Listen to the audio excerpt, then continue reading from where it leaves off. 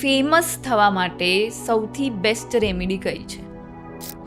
સૌથી best remedy એ છે કે ઓકે એટલો પૈસો આવે ને કે મારે કંઈ ના કરવું પડે, એમ શાંતિથી બેસી જાઉં ને પૈસા વાપર્યા કરું, તો એના માટે કોઈ રેમેડી તમારી જોડે ખરી? અને પૈસા ના આવતા હોય કે બચતા ના હોય, બિઝનેસ ના સારું થતું હોય, તો કશું બી તોડફોડ કર્યા વગર એવી શું વાસ્તુની રેમેડી કરી શકે જેનાથી પૈસા આવે અને ટકી પણ રહે? દરેક ડિરેક્શનની રેમેડીઝ છે. ઘણા બધા લોકો અત્યારે મેરેજથી દૂર થતા જાય છે, તો એના શું રીઝન હોઈ શકે? એક તો ઘરની અંદર એમણે ટોક્સિસિટી જોઈ છે. સ્પેસિફિકલી વુમન્સ માટે મેં જોયું છે કે એટલું ટોક્સિક ઘરમાં વાતાવરણ હોય કે પુરુષ એટલો ટોક્સિક હોય કે એમાં લાઈક ઘણીવાર હું જોઉં તો મને એમ થાય કે યાર આવામાં મારાથી તો બિલકુલ ના રહેવાય, તો પણ એ છોડી નથી શકતા. લગ્ન પછી ખુશ રહેવું હોય તો શું? ખુશીને લગ્નને ખાલી બહુ ઝાઝું અંતર નથી, ખાલી 2 કિલોમીટર. તો કે બેટા ઇંગ્લિશમાં 2 કિલોમીટર લખ, તો 2 km. 2 km. तू जहां भी जाए एक महफिल सी बन जाए, तुझे देख कर ही ऐसा नशा हो कि पीने की जरूरत ना रहे. વાહ, કયા નંબર છે કે જેનાથી થોડું સાવધાન રહેવું કે આ માણસ લોયલ ના હોઈ શકે? કમ્પેરેટિવલી કેટલાક નંબર્સ છે કે જે નંબર્સ ઉપર તમે વધારે ટ્રસ્ટ કરી શકો. ઓકે, જે ટ્રસ્ટની અંદર કદાચ હું પહેલો નંબર મારો અનુભવ અત્યાર સુધીનો રહ્યો છે, તમે રિલેશનશિપની લોયલિટી કહો છો, તો એ નંબર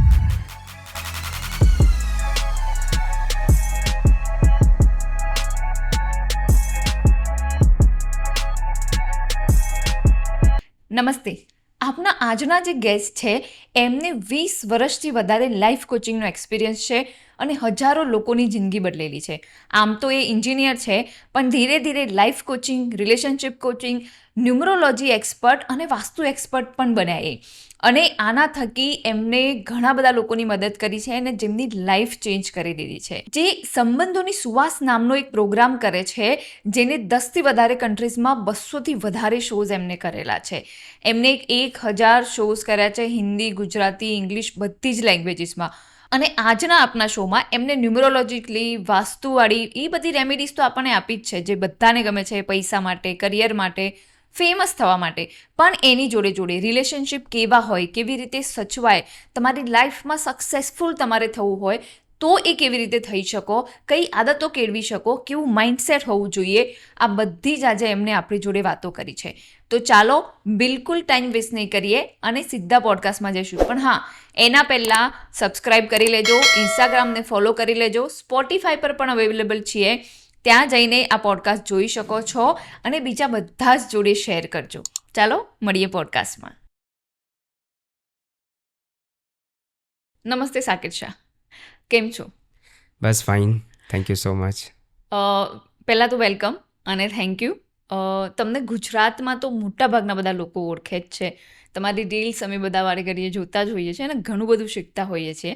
એટલે અમારા માટે આ બહુ સૌભાગ્યની વાત છે કે આજે તમે અહીંયા ઉપસ્થિત છો અને અમારી ઓડિયન્સને એમના રિલેશન, એમના લાઈફ, ન્યુમરોલોજી, વાસ્તુ આ બધાને લઈને જે બી પ્રોબ્લેમ્સ આવે છે એના માટે એક જ જગ્યાએ એમને સોલ્યુશન મળશે આજે હોપફુલી. તો સૌ પ્રથમ શરૂઆત તો એનાથી કરીશ કે ન્યુમરોલોજી એ સાયન્સ છે, ઓકલ્ટ છે કે ઘણા લોકો એવું કહેતા હોય છે હંબક છે, આ બધા નંબરોથી કંઈ ના થાય? તમને શું લાગે છે, શું છે આ?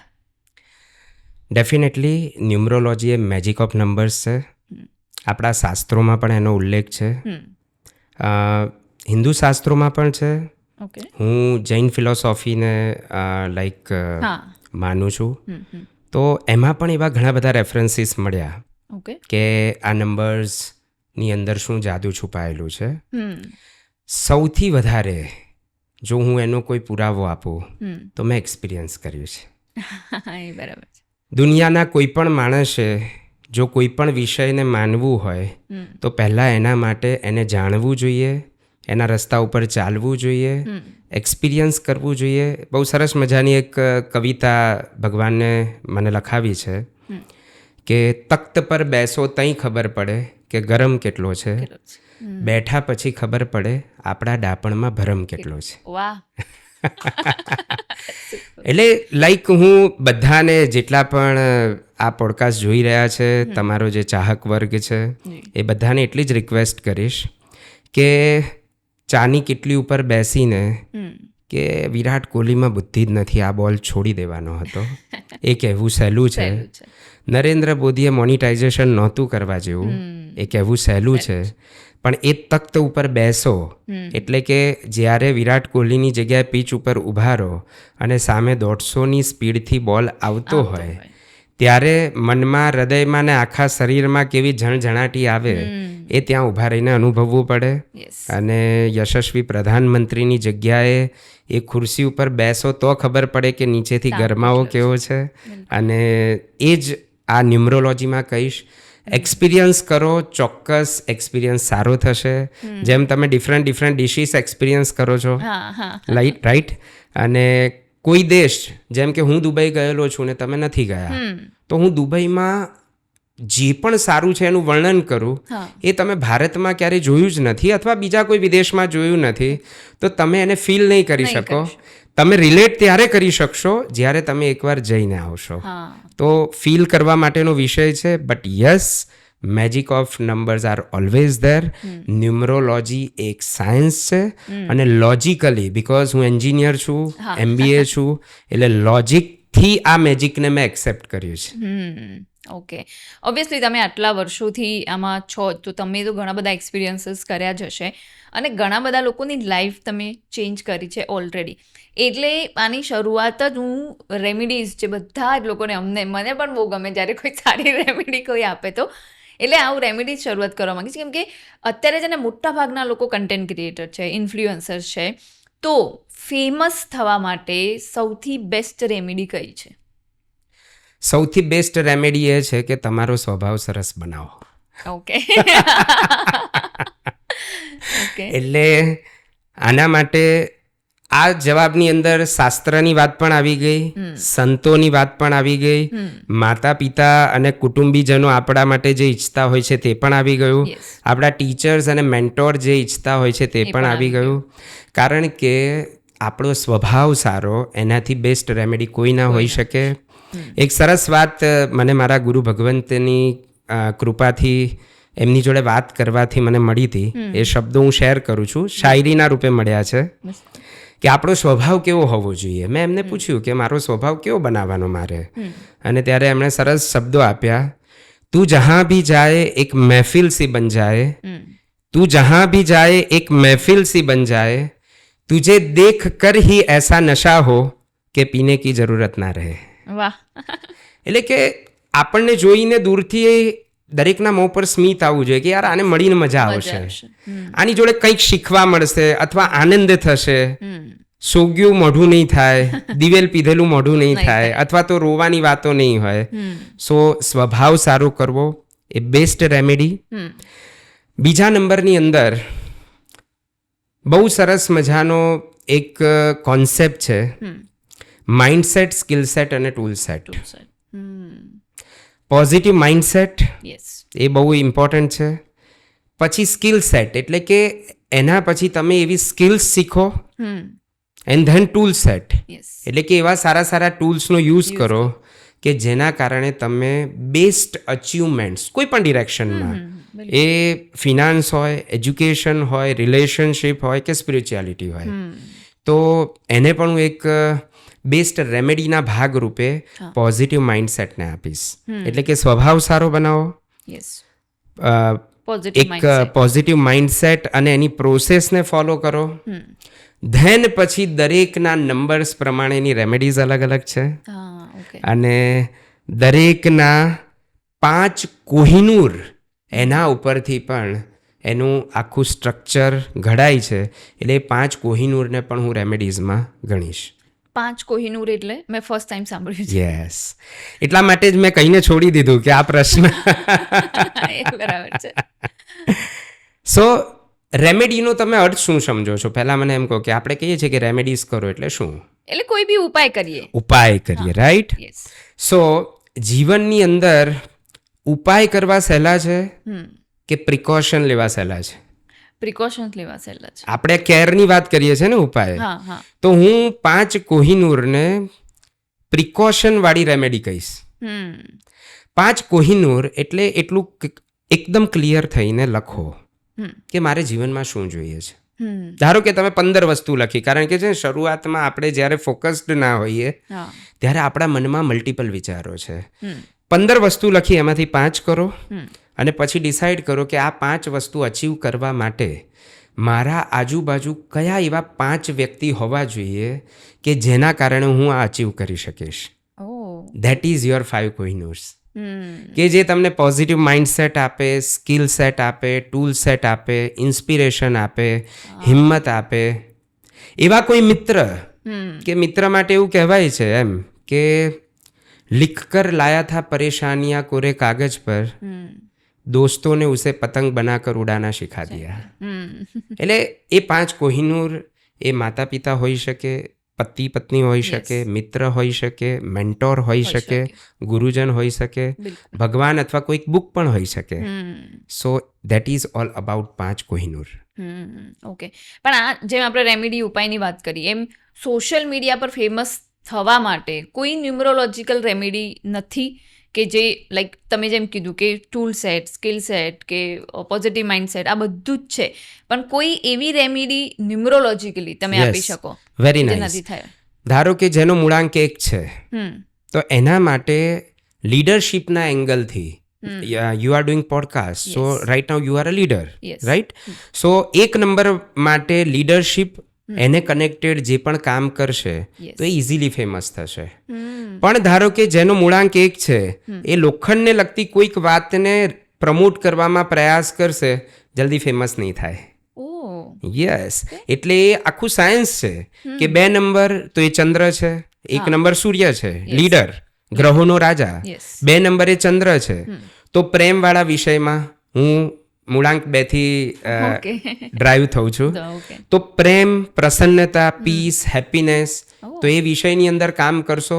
પછી અગેઇન એની અંદર 2, 5, 8નો રાજયોગ થાય છે તો તમે સ્વીટને રેલેવન્ટ કોઈ ઇન્ફ્લુઅન્સર તરીકે કામ કરો, જલ્દી ફેમસ થશો, રિસ્પોન્સ સારો મળશે. If you are ruling with number 3, મૂળાંક 3 છે, તો તમે કોઈ પણ એજ્યુકેશન ફિલ્ડ લઈ લો અથવા તો કોઈ પણ ફિલ્ડને એજ્યુકેટ કરવામાં યુઝ કરો. ફિલ્ડ કોઈ પણ હોય, પણ તમે એજ્યુકેશન આપી રહ્યા છો એટલે એ ગુરુ ગ્રહની નિશાની થઈ, રાઈટ? નંબર 4 છે તો એ રિસર્ચને રેલેવન્ટ, ડિસિપ્લિનને રેલેવન્ટ કંઈ પણ કામ હશે તો એ તમને સપોર્ટ કરશે. 5 નંબર છે તો એ લક્ઝુરીને રેલેવન્ટ કંઈ પણ કામ કરશે. ટ્રીઝને રેલેવન્ટ, ગાર્ડનિંગને રેલેવન્ટ કંઈ કામ કરશે, સપોર્ટ થશે. 6 નંબર શુક્ર છે, એ પણ લક્ઝુરીને રેલેવન્ટ કંઈ પણ કામ કરશે, એને બહુ જ ફેમસ થવા મળશે. 7 નંબર કેતુ છે, હૃદય છે, તો અગેઇન પ્રેમ, education, occult, every type of occult, એને બહુ જ સપોર્ટ મળશે. 8 નંબર શનિદેવ છે, તો તમે લોને રેલેવન્ટ કંઈ પણ, ન્યાયને રેલેવન્ટ, એને કનેક્ટેડ ઘણા બધા ફિલ્ડ્સ છે, એને ચૂઝ કરો, તમે ફેમસ થશો. 9 નંબર તો એ મંગળ ગ્રહ છે, સેનાપતિ છે, તો કમાન્ડિંગ કોઈ પણ બિઝનેસ હોય તો એને રેલેવન્ટ તમે કામ કરો તો તમે ફેમસ થશો. એટલે સિમ્પલ, તમારા જે ગ્રહ છે, તમે જે ગ્રહથી રૂલ કરો છો એને કનેક્ટેડ ફિલ્ડ વાળું તમે કામ કરશો તો તમે શું કરી રહ્યા છો? હવા સારી છે, પતંગ ખાલી ઠુમકો મારતા જ હવામાં જતો રહેશે, એટલે કે ઇઝીલી તમે ફેમસ થઈ જશો. અને જો તમે એને ઓપોઝિટ કામ કરો છો તો પછી એવું છે કે તમે એક્સપર્ટ છો પતંગ ચગાવવામાં, પણ હવા છે જ નહીં, ઠુમકા મારી મારીને પણ ધાબાની બહાર નહીં કાઢી શકો. એ બરાબર છે, ટ્રુ. પણ આ ફેમની તો વાત થઈ, પણ સૌથી વધારે બધાને જે આજકાલ જોઈતું હોય છે એ છે પૈસો. એટલે પૈસો, એટલે પૈસાની રેમેડીઝ તમે ગમે ત્યારે આપો, લોકોને બહુ જ ગમતી હોય છે કે ભાઈ પૈસા વધારે જોઈએ છે. ઘણા લોકો એવું કહેતા હોય છે કે રેમેડી મૂકીએ ત્યારે કે ઓકે તો કાલથી કામ કરવાનું બંધ કરીને બેસી જઈએ, બટ ઇટ ઇઝ વેરી, હું લોકોને કહું છું કે તમે સમજતા નથી, અંધશ્રદ્ધા નથી આ બધી વસ્તુઓ.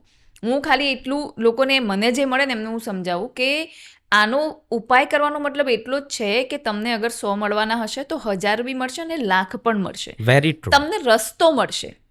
કે મને આ પ્રોબ્લેમ છે, એના માટે આ રેમેડી કરું છું, તો કોઈ એવું માણસ, કોઈ એવો ફોન કોલ આવશે, કે કોઈ એવું પેપર મળશે, કે કદાચ કોઈ એવી રીલ જ આવી જશે તમારા હાથમાં કે અરે યાર આનાથી તો મારું સોલ્વ થઈ જશે. ઉપાય આવી રીતે બી વર્ક કરે છે. એવું છે નહીં કે પૈસાનું ઝાડ હશે કે રાતોરાત તમારી આજુબાજુ પૈસાના ઢગલા થઈ જશે, પણ કદાચ ઓપોર્ચ્યુનિટી મળશે. યસ, બહુ સરસ વાત કરી તમે. એટલે પહેલાં તો બધા એટલું ક્લિયર કરજો કે મહેનત કરવાની જ છે, પણ આપણે દુનિયામાં જોઈએ છીએ કે ઘણા બધા મહેનત ખૂબ કરે છે, માઇન્ડસેટ પણ પોઝિટિવ છે, સ્કિલ પણ છે, છતાં રૂપિયા નથી. તો એની અંદર ચોક્કસ ન્યુમરોલોજી, વાસ્તુ એ બેસ્ટ ટૂલ તરીકે, જે આપણે વાત થઈ ને mindset, skill set, tool set, તો માઇન્ડસેટ પણ જોઈશે જ, સ્કિલ્સ પણ જોઈશે, પણ ટૂલ્સ તમને ફેવરેબલ હશે તો કામ તમારું ઇઝી થશે. એક એક્ઝામ્પલ આપું કે અહીંયા આગળ 100 કિલો કપચી પડેલી છે. માઇન્ડસેટ છે કે એક કપચીને એક જગ્યાએથી બીજી જગ્યાએ હટાવી છે, રાઈટ. સ્કિલ પણ છે કે કઈ રીતે ઉચકી શકાય, ઇઝીલી કરી શકાય, સ્કિલ્ડ કારીગરો પણ છે. પણ એની જગ્યાએ હું એમ કહું કે તમારી જોડે બેસ્ટ એવા ટ્રેક્ટર અને એવા મશીન્સ છે કે જેના કારણે કારીગરો જે કામ 24 કલાકે કરવાના છે એ પેલું ક્રેન કે કંઈ પણ એ 24 મિનિટની અંદર કરી દેશે.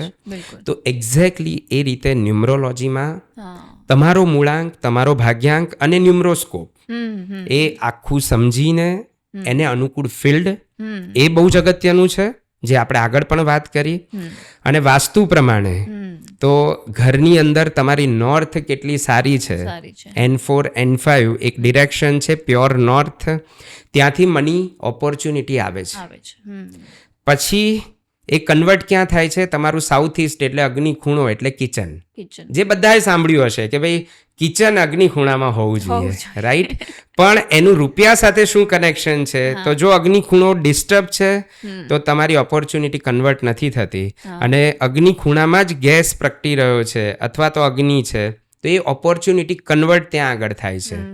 હવે ઓપોર્ચ્યુનિટી નોર્થથી આવી, અગ્નિ ખૂણામાં કન્વર્ટ થઈ, પછી થશે ત્યાં આગળ ગેઇન અને પ્રોફિટ, એ તમને વેસ્ટ શનિદેવ કરી આપશે. હવે આ બધા એક્સપિરિયન્સ વાળી વસ્તુ છે. અને પછી વેસ્ટ ઓફ સાઉથ વેસ્ટમાં તમને સેવિંગ્સ કરી આપશે. એટલે જો આ બધા જ ખૂણા ઘરની અંદર પ્રોપર છે તો એ પ્રમાણે તમને રિઝલ્ટ મેક્સિમમ મળશે. જેટલું ડિસ્ટર્બ હશે એટલું ક્યાંક ને ક્યાંક વચ્ચે ફાંસ આવશે અને તમારા પ્રોગ્રેસને અટકાવશે. પણ આ અત્યારે પ્રોબ્લેમ એ છે કે બધાને રેડી ઘર હોય છે, લાઈક ફ્લેટ્સ, મોટાભાગના લોકો અત્યારે સિટીમાં ફ્લેટ્સમાં જ રહેતા હોય છે. ત્યારે વાસ્તુ પરફેક્ટ કેવી રીતે કરવું? લાઈક જે હું જે ઘરમાં રહું છું એ રેડી ઘર છે. હવે આ ઘરમાં 15 પ્રોબ્લેમ છે વાસ્તુને લઈને, કેમ કે આટલા પોડકાસ્ટ કરીને હવે મને પણ આઈડિયા છે કે ક્યાં શું હોવું જોઈએ, કે શું પ્રોબ્લેમ છે. પણ દેટ ઇઝ નોટ પોસિબલ કે તમે તોડીને નવું કરો. તો જો ઘરમાં મનીને લગતો પ્રોબ્લેમ હોય અને પૈસા ના આવતા હોય કે બચતા ના હોય, બિઝનેસ ના સારું થતો હોય, તો કશું બી તોડફોડ કર્યા વગર એવી શું વાસ્તુની રેમેડી કરી શકે જેનાથી પૈસા આવે અને ટકી પણ રહે? સૌથી પહેલાં તો બધાને હું એટલી રિક્વેસ્ટ કરીશ કે જેમ આપણે કરિયર પસંદ કરવા માટે અથવા તો લાઈફ પાર્ટનર પસંદ કરવા માટે કેટલું બધું ચિંતન કરીએ છીએ, તો એવી જ રીતે ઘર સિલેક્ટ કરવા માટે પણ ચિંતન કરો. અને જેમ ફેમિલી ડૉક્ટર હોય, એજ્યુકેશન માટે કેટલા બધા ટ્યુશન ક્લાસીસ, કયા સર સારા છે, ક્યાં આગળ ક્લાસીસ કરવા, કઈ સ્કૂલ બેસ્ટ છે, કેટલી ફીસ છે, વી ડોન્ટ કેર. તો એવી જ રીતે ઘર પસંદ કરતાં પહેલાં વાસ્તુ કન્સલ્ટન્ટને રાખીને પણ થોડી ફીસ આપો. એ ઇન્વેસ્ટમેન્ટ જ છે, કારણ કે એ તમને પરમેનન્ટ સુખ શાંતિ ને સમૃદ્ધિ આપવાનું છે. I am not talking about myself કે મારો કોન્ટેક્ટ કરજો, બટ એક વાસ્તુ કન્સલ્ટન્ટ રાખો અને ત્યાં આગળથી જે કામ થશે એ ટ્રેમેન્ડસ અને એક્સપોનેન્શિયલ થશે. હવે બીજો તમારો પ્રશ્ન કે તમે અત્યારે અહીં રહી રહ્યા છો અને ત્યાં આગળ તોડફોડ કર્યા વગર કરવું છે. કેટલાક વિષયમાં ચોક્કસ કહીશ કે ડૉક્ટર પણ કોઈ પણ એની પાસે જાય તો શું કહેશે કે હજી આપણે થોડા દિવસ ટ્રાય કરીએ. જો તમને ટેબ્લેટથી અને હું જે એક્સરસાઇઝ આપું છું એનાથી થઈ જાય તો કોઈ વાંધો નથી, તો આપણે એ રીતે ચલાવીશું. એ જ રીતે વાસ્તુ એક્સપર્ટ પણ એવું જ કહેશે, હું પણ એવું જ કહીશ કે રેમેડીઝ કરીએ, બરાબર છે, પણ એમાં હું કૌંસની બહાર કહી દઈશ કે તમને જો એના રિએક્શન્સ પોઝિટિવ ન મળ્યા તો પછી ની રિપ્લેસમેન્ટ કરવું જ પડશે, બાયપાસ સર્જરી કરવી જ પડશે. વધારે હેરાન થવું એના કરતાં થોડા દિવસ માટે થઈને એ સર્જરીનું દુઃખ સહન કરી લેવું સારું. તો આની રેમેડી શું કરવી જોઈએ પૈસા હવે દરેક ડિરેક્શનની રેમેડીઝ છે. Okay. So it's a question about ocean. તમે જે પૂછી રહ્યા છો એ દરિયો છે, એટલે એ દરિયાનો જવાબ એક્ઝેક્ટલી આપવો ઘણો અઘરો છે, પણ છતાં પણ હું એટલું કહીશ કે તમારી નોર્થ સારી હોવી જોઈએ, ખુલ્લી હોવી જોઈએ, ત્યાં આગળ ભીંત ન હોય અને હવા ઉજાસ વધારે સારો હોય, બહુ સારું. તમારી ઈસ્ટ પણ એવી જ રીતે ખુલ્લી હોવી જોઈએ. સાઉથ ઈસ્ટની અંદર કિચન કદાચ ન હોય તો પણ ટોયલેટ ના આવે એનું ખાસ ધ્યાન રાખો, જે બહુ જ જરૂરી છે. અધરવાઇઝ તમારું કદાચ એસ્ટ્રોલોજીકલ સારું છે, નસીબ સારું છે તો રૂપિયો આવશે ખરો પણ ટકશે નહીં. સો આ પ્રશ્ન દરિયા જેવો છે, પણ શોર્ટની અંદર હું એટલો જ આન્સર આપું છું કે please consult proper vastu consultant. કારણ કે આ કોઈ પોડકાસ્ટની અંદર સમાય એવો વિષય નથી. એનું વાસ્તુ ચક્ર હું ખાસ બધાને રેકમેન્ડ કરીશ કે જેમ પહેલાંના સમયમાં છે ને બ્લડ રિપોર્ટ કરાવવા એ બહુ મોટી વાત ગણાતી હતી, પણ જેમ જેમ એજ્યુકેશન વધ્યું એટલે બધા જ સમજવા લાગ્યા કે ના ભાઈ બ્લડ રિપોર્ટ કરાવીને એક્ઝેક્ટ ટ્રીટમેન્ટ થાય, જે જરૂર છે એ જ બોડીમાં જાય વધારે સારું. બાકી સાયકોલોજી એવી હતી કે ડૉક્ટરો પોતાના ઘર ભરવા માટે થઈને એમને કમિશન મળે છે, એવું ન વિચારશો. એવી જ રીતે વાસ્તુમાં પણ વાસ્તુ ચક્ર એ બ્લડ રિપોર્ટ છે, તો એટલીસ્ટ એટલું ઇન્વેસ્ટમેન્ટ કરો અને વાસ્તુ ચક્ર ઉપરથી તમે જાતે પણ સમજો. બેઝિક ઘરમાં એક વ્યક્તિ ખાસ નોટ કરે, બધા જ સાંભળનાર વ્યુઅર્સ એ નોટ કરે કે ઘરમાં એક વ્યક્તિ બેઝિક વાસ્તુ અને ન્યુમરોલોજી શીખો તો તમને ખ્યાલ આવશે કે ખરેખર આ સાયન્સ કેટલું અમેઝિંગ છે. કારણ કે પછી તો રીલ્સ જોઈને તમને ખબર પડવા જ લાગશે, ડેપ્થ મળશે કે ના આ બહુ જ ઇમ્પોર્ટન્ટ વસ્તુ છે જે આપણને ખબર હોવી જ જોઈએ. યસ. ઓકે. તો આ જેમ આપણે વાત કરી રહ્યા હતા કે પૈસાનો ઘરમાં મોસ્ટલી પ્રોબ્લેમ આવતો જ હોય કે પૈસા ટકતા ના હોય કે સારા નથી આવતા, ત્યારે આ બધી દિશાઓને તમે જે કીધું એ બધું પ્રોપર ના પણ હોય તો પણ આપણે એવી બે કઈ વસ્તુઓ કરી શકીએ જેનાથી આપણને રાહત મળે પૈસા માટેની? સિમ્પલ. 7 દિવસ અઠવાડિયાના રવિથી શનિ એ દરેક દિવસના ગ્રહો છે, એ ગ્રહને અનુકૂળ નાનકડું કોઈ એક સારું કાર્ય કરો. ઓકે. સિમ્પલ. જેમ કે રવિવાર એટલે સૂર્યદેવ, તો એ દિવસે સૂર્યદેવને ગમતું કોઈ કાર્ય કરો. હવે સૂર્યદેવનું કનેક્શન પિતા સાથે છે, પિતાને રિસ્પેક્ટ આપો. હવે પિતાને રિસ્પેક્ટ એક દિવસ નથી આપવાનો, રવિવારે નથી આપવાનો, પણ ત્યાં માઇન્ડસેટ કરવાનું છે કે આજના દિવસે તો ખાસ હું પિતાને પગે લાગું. આજે હવે છે ને કલ્ચરની અંદર પગે લાગવા વાળું બધું જતું જાય છે, પણ જ્યારે તમે કોઈને પગે લાગો છો ત્યારે તમે તમારું રિસ્પેક્ટ એમની સામે પ્રગટ કરી રહ્યા છો. તો નાની રેમેડી થઈ, ઇઝી રેમેડી થઈ. એ રીતે સોમવારે ચંદ્રદેવ, તો તમે મમ્મીને રિસ્પેક્ટ આપો, મમ્મીને થોડું સ્પેશિયલ ફીલ કરાવો. સી આજના યુથને ઝેન્ઝીને બધું ગમે જ છે, પણ એ લોકોને માઇન્ડસેટ કરવાની જરૂર છે, અને એ માઇન્ડસેટ કરવા માટે તો આપણે પ્રયત્ન કરી રહ્યા છીએ, રાઈટ? એવી જ રીતે મંગળવારે મંગળ ગ્રહ, તો મંગળ ગ્રહ પૃથ્વી તત્વ સાથે જોડાયેલો છે, તો ત્યાં આગળ નેચરને લગતું કંઈક સારું કામ કરો. વૃક્ષોને પાણી આપો, વૃક્ષો વાવો, રાઈટ? કંઈક એવું ડિસિપ્લિન વાળું કામ કરો કે જેના કારણે મંગળ ગ્રહ એ ખુશ થાય. લાલ રંગ એ એમનો રંગ પણ પ્રિય છે, તો લાલ રંગની વસ્તુ ડોનેટ કરો જરૂરિયાત વાળી વ્યક્તિને. આ બહુ જ જાણીતી રેમેડી છે, પણ કેમ રિપીટ કરીએ છીએ? બિકોઝ બની શકે કે કોઈ વ્યક્તિના સુધી આગળની બીજાની રીલ્સ ન પહોંચી હોય અને આપણી પહોંચી જાય, રાઈટ? હવે એવી જ રીતે બુધવાર, તો બુધ ગ્રહ તો ગ્રીન કલર સાથે કનેક્શન છે અને પ્રેમ સાથે પણ કનેક્શન છે, તો એને લગતું કોઈ પણ સારું કામ કરો. એટલે કે ગ્રીન વેજીટેબલ્સ કોઈકને ડોનેટ કરો, ગ્રીન મીઠાઈ ડોનેટ કરો, મગ ડોનેટ કરો. ધારો કે ઘરની અંદર જ તમારા જે મેડ છે, જેને જૈનિઝમમાં સરસ શબ્દ આપ્યો છે કૌટુંબિક પુરુષ, યસ, તો એને તમે મગ આપો, એનું ઘર પણ ચાલશે અને તમારો બુધ ગ્રહ મજબૂત થશે, એટલે કે એમના આશીર્વાદ મળશે. આજે કહીએ છીએ ને કે બુધ ગ્રહ મજબૂત થાય અથવા તો રવિ લાઈક સૂર્ય ગ્રહ મજબૂત થાય, એટલે કે એમના આશીર્વાદ મળશે. એ પ્રસન્ન થાય. કોઈને પણ ગમતું કરો એટલે એ પ્રસન્ન થાય. ઓફકોર્સ ગુરુવારે તમે એજ્યુકેશનને લગતું કંઈક કામ કરો. આજના યુથને પસંદ છે યસ કે એ લોકો, તમે સાંભળ્યું હશે કે ઘણા બધા ઝૂંપડપટ્ટીમાં જઈને ત્યાંના બાળકોને ભણાવે છે. Yes, yes. બસ તો તમે ભણાવો, સર્વિસ આપો તો તમારો ગુરુગ્રહ મજબૂત થશે. શુક્રવારની તો ઘણી બધી રેમેડીઝ છે, કારણ કે રૂપિયા સાથે જોડાયેલી છે. આજે શુક્રવાર જ છે ફોર્ચ્યુનેટલી. યસ અહીંયા આગળ તમે શુક્ર ગ્રહનો પહાડ હોય ત્યાં અત્તર લગાવો, અત્તર લગાવો. તમે ગુલાબજળ નાખીને નહાવો. સી આ બધી વસ્તુ છેવટે તમારા પોઝિટિવ માઇન્ડસેટ સાથે અને એ ગ્રહને તમે રિસ્પેક્ટ આપી રહ્યા છો એ ફીલ કરાવો છો. That is it. લોજિકલ સમજવું હોય તો દેટ ઇઝ ઇટ. શનિવાર છે તો જે પણ મજદૂર વર્ગ છે એને તમે કંઈક ને કંઈક હેલ્પ કરો. કરો. ધારો કે શાકવાળા બેનને 10-20 રૂપિયા એક્સ્ટ્રા આપો. એવા કોઈ પણ નાના માણસને તમે જમવાનું આપો તો એનાથી શનિ ગ્રહ એ મજબૂત થાય છે અને ખુશ થાય છે. આવી નંબર ઓફ રેમેડીઝ છે, પણ મેં બહુ સિમ્પલ, ઇઝી અને સરળતાથી થઈ શકે એવી રેમેડી શેર કરી. બરાબર. પણ ઘણા લોકોને એવું હોય કે એમને બહુ જ બધો એટલો પૈસો જોઈતો હોય કે જે ખૂટે જ નહીં. સપોઝ મારે જ જોઈએ છે કે એટલો પૈસો આવે ને કે મારે કંઈ ના કરવું પડે, એમ શાંતિથી બેસી જાઉં ને પૈસા વાપર્યા કરું, તો એના માટે કોઈ રેમેડી તમારી જોડે ખરી?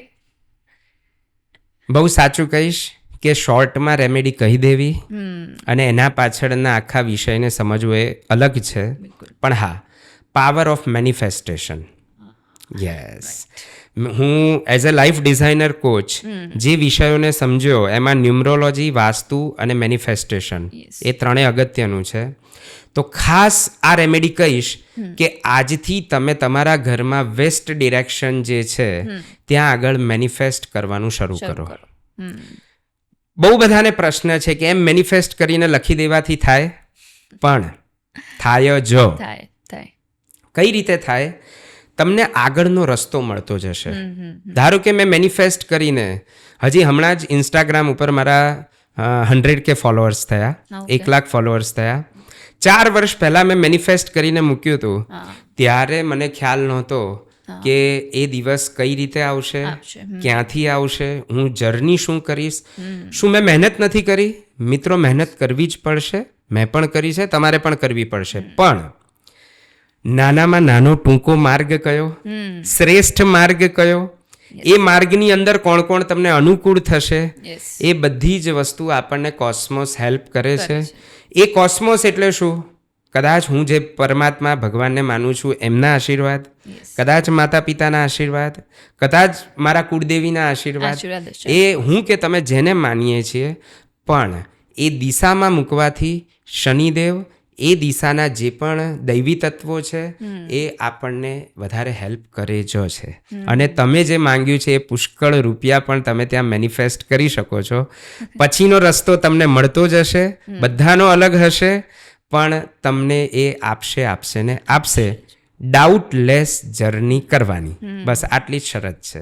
એ જ છે કે આ મેનિફેસ્ટેશન વર્ક કરે છે, પણ લોકો ઓબ્સેસ થઈ જાય છે ને, દેટ ઇઝ ધ પ્રોબ્લેમ. કે એટલું ઓબ્સેસ થઈ જાય કે મને પકડી રાખે. એવું ના હોય. મને પર્ટિક્યુલર જે કાર છે અમારી જોડે, એ મેં મેનિફેસ્ટ જ કરી હતી. મને એ કાર જોતી હતી કે ભાઈ આ જોઈએ, બીજી કાર લઈ લીધી હતી, પણ મન એ કારમાં અટકેલું હતું. તો સિચ્યુએશન એવી ઊભી થઈ કે એ 2 વર્ષની અંદર જ કે મને જે જોઈતી હતી એ કાર આવી ગઈ. અમારી કાર કોઈને ગમી ગઈ ને કોઈએ લઈ લીધી ને કાર ચેન્જ કરી દીધી. આવું થયું.